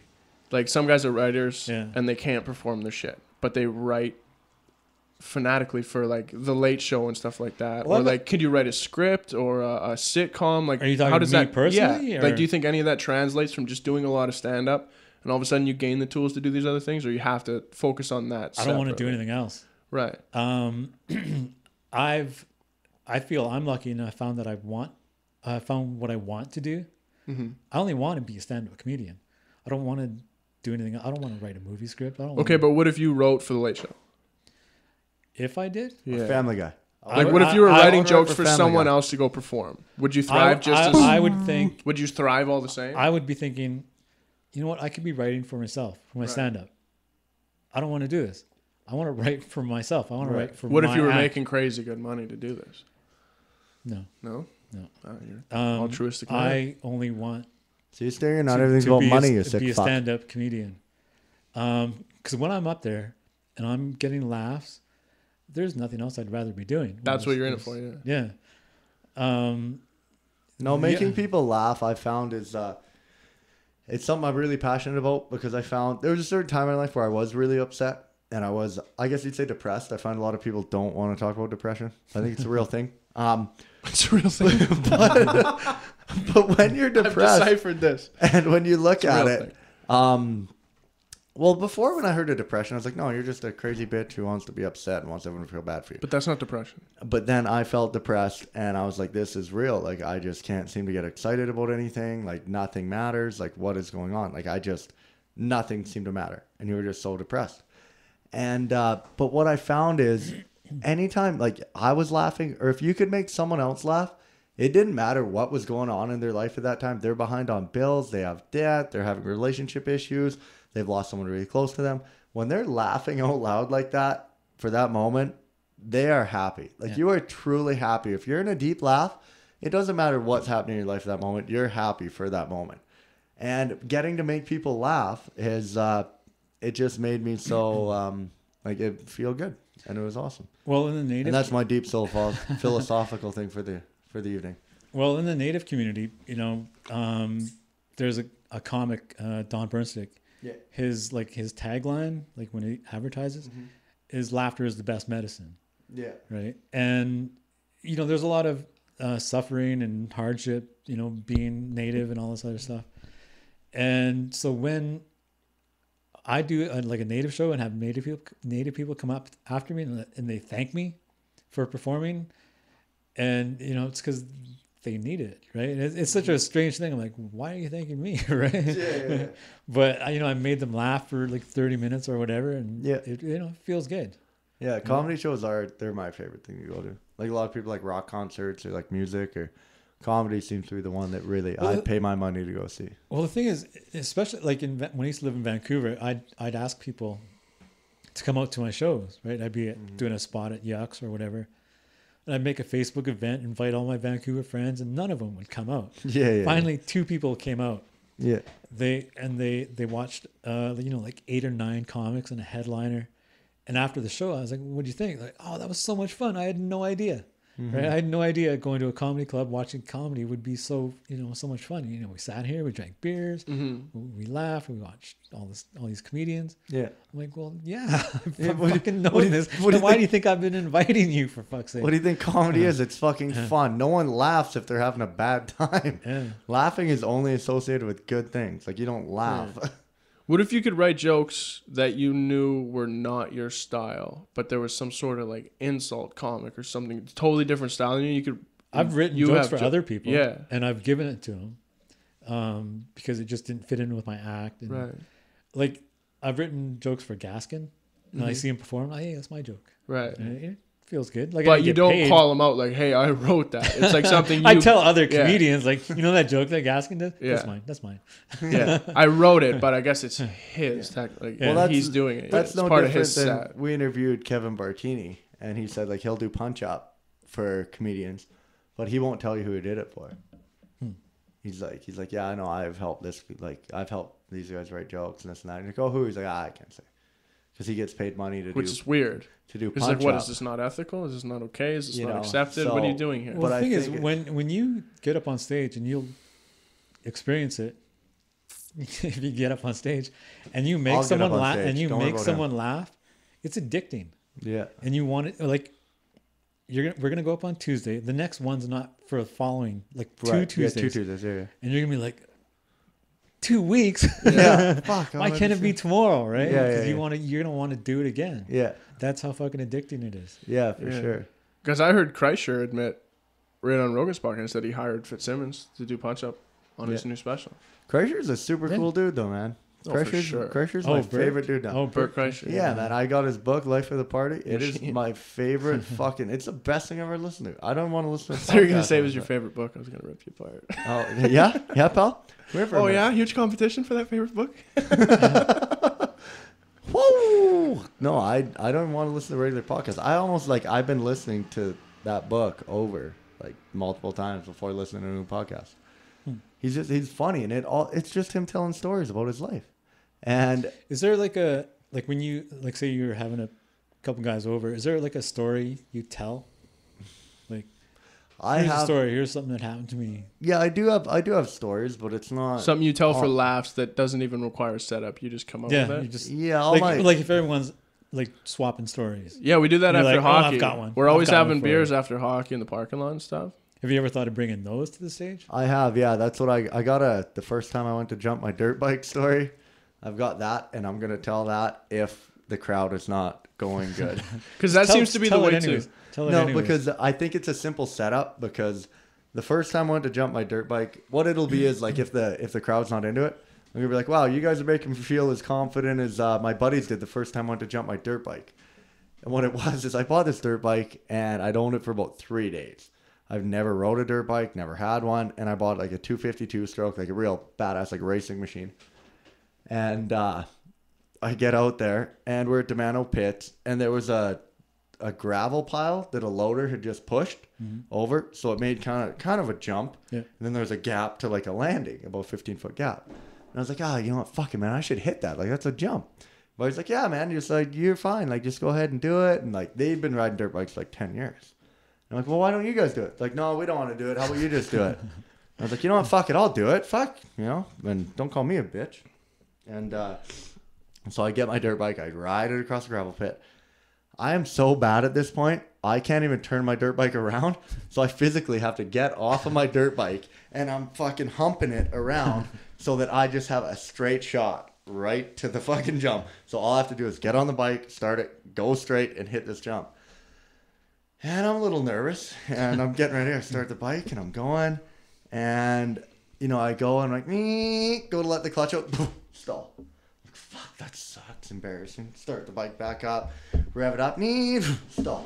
I look at my friends across the fucking gravel pit. I'm like, hey, you guys, maybe this isn't a good idea. They're like, no, hang on. Okay, go. They pull their phones out. And I'm like, oh, fuck, this is not good at all. Anyway, I hit the jump, end up doing a front flip right over the handlebars, knock myself out. They videotaped the whole thing. And I should have known. The second they pull their cell phones, I was like, yeah, hit it. They see me stalling. They're like, hang on. Okay, go. Because they just know it's going to end horribly. And when I saw them pull their phones out, that was not a confidence booster. And that is kind of my joke. It's a story. Yeah, it's just Right. a story. I think that's a good way to keep your jokes from being, like, if they're organic and personal stories like that, it keeps your material from being confused with anyone else's. Where Yeah, if someone's like, oh, I do something like that Especially too. if they're drawn from your Yeah, your if own they're drawn life. from your own life, there's Yeah. no way you took that from anybody, so you don't even have to sweat that bit. I guess, though, at the same time, like, my handshake joke is, I think, because everyone can relate to going to shake hands with someone and they go to do something, that weird shit. And you're like, Something oh, weird, fuck, yeah. I don't want to do that. And, like, that was a totally organic joke, but he's obviously got one like that, too. That's also one of the things I noticed with Louis, putting out so much, like being so prolific and putting out material, like a new hour every year. It's like he's winning the race to all this material. Yeah. He gets it first, and your joke might be like his, or might be similar, and then you just can't do it anymore because Louis already put it up. Yeah. You don't step on those toes. So it's like, how do you fucking work around that? You just got to be totally different from him. Well, do you remember Diamond Shreddies? Diamond Yeah, shreddies? Yeah. Same as a Nabisco square came out with Diamond. Shreddies, Sounds like a metaphor. but No, he's talking about how they were all square, they, but then they went were to diamond. Right. they were just regular Shreddies, but they turned them on the Right. box. They just called them Diamond Diamond Shreddies. Yeah. Gaskin came up with a joke about that. And I said, I asked him, how many comics do you think are in Vancouver? Because he was in Prince George at the time. How many comics in Vancouver do you think came up with a joke similar to that, to what he had? He's like, I don't know, maybe a couple. I said, what about Toronto? How many, there's a lot more comics there. Mm-hmm. I said, how many do you think came up with a similar joke to yours in Toronto? He's like, maybe a few more. It's like, well, why would you continue to do that joke then? Yeah. Right? Because it wasn't complete. Like, I guess it was kind of original. I've never heard anyone else tell a joke about it, but It must be so hard when it kills, though, and you're like, yeah. Then you "Fuck, gotta I'm throw. not Then you gonna gotta do throw You it just away. Throw it away, and you're like, shit. Well, his joke was, well, what's next? Italic alphabets, Mm-hmm. right? Oh, that's not a bad punchline. Yeah, it was all right. That's probably unique. But the advice I gave him was to draw material from your own life, Mm-hmm. and he started doing it. He's a short guy. He looks young, and he started writing jokes about being short, looking young, being a virgin, all these things, right? Yeah. Yeah. Well, you And- just you telling me that two other guys in town have tough mutter bits. I know they're not like mine, but it's a tough mutter bit. Listen, no one's No, gonna not be that like they're that his. good, but No they one- won't no have the one's gonna- same punchlines and stuff. He knows But that it's they're like, not does that your good. bit have to be better to be the guy who gets the tough mutter bit? It doesn't have to be better. He but just told me that. Chris, He just said that I can use my handshake joke as long as it's better than his. Right. Chris Rock started telling OJ jokes because he thought mine are better than everyone else's. hmm So So he gets them. He gets to be the guy that does the OJ Well, jokes. And if you're up there doing OJ there jokes, are a lot of you're playing off There are of a lot him. of OJ jokes, but he thought the only reason he's going to tell OJ jokes is because he thinks his jokes are better than their OJ jokes. Not that they're similar. So you just got to go out and be confident in your stuff and let the chips fall where they may. And like I told Gaskin, draw it from your own life. As much as you can, Yeah. I guess. Yeah. It'll avoid duplication with someone else. They can't steal it. Like who's Yeah. gonna, like you couldn't tell Chris Gaskin's jokes because you're not young. You're not 5'2". You're not. I'm still pretty young, pal. Come on. You're very good. Well, A little he decrepit. he looks 12 years old. Right, right. What are you getting at? I look like I'm 40? Come on. Yeah. Yeah, I'm on the back nine. Well, it's like I heard Rogan talk about that with a guy who he was on tour and or he was going to a gig with a guy and the guy was going to open for him, and he was just a muscle bound guy. He was gigantic and he was wearing a short sleeve shirt and he was just jacked on stage and he couldn't get laughs. And the guy's like, "You got to wear long sleeve shirts, man. Nobody believes you that you're a funny guy because look at how intense and scary you Yeah, look. they're probably intimidated. Nobody's taking your jokes at face value because they're all like, look at this fucking specimen." And he's like, "You can't look like that on stage, man. You just can't do it. You're sending the wrong impression. It's hurting your jokes. It's taken away from what you do. Just the way you look." And then you start thinking, like, go on stage. Like, who thinks about? Do you think about what you wear on stage? Yeah. Yeah, a lot. Yeah. See, that's the one I Don't should- wear a T-shirt that's funnier than you are. I'm fucked. Fuck. That's all Stinger's got is a bunch of. Gag t-shirts. I'll just keep changing t-shirts. That'll be my set. Look at this one, like carrot top. Hey, look at this one. I don't know if you've ever seen Russell Peters' comedy now, but he wears white sneakers, blue jeans, and a white long white shirt, dressy shirt. I wear that sometimes. Okay.